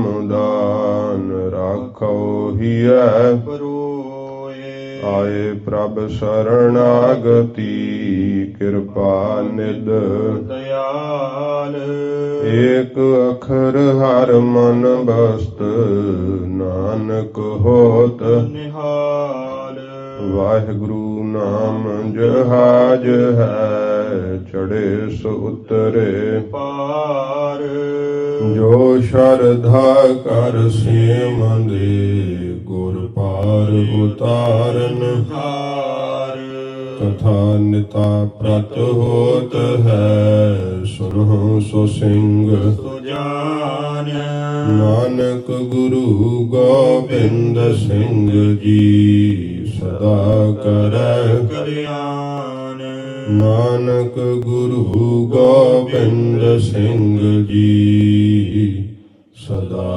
करै कल्याण वाहिगुरु जी का खालसा वाहिगुरु जी की फतेह।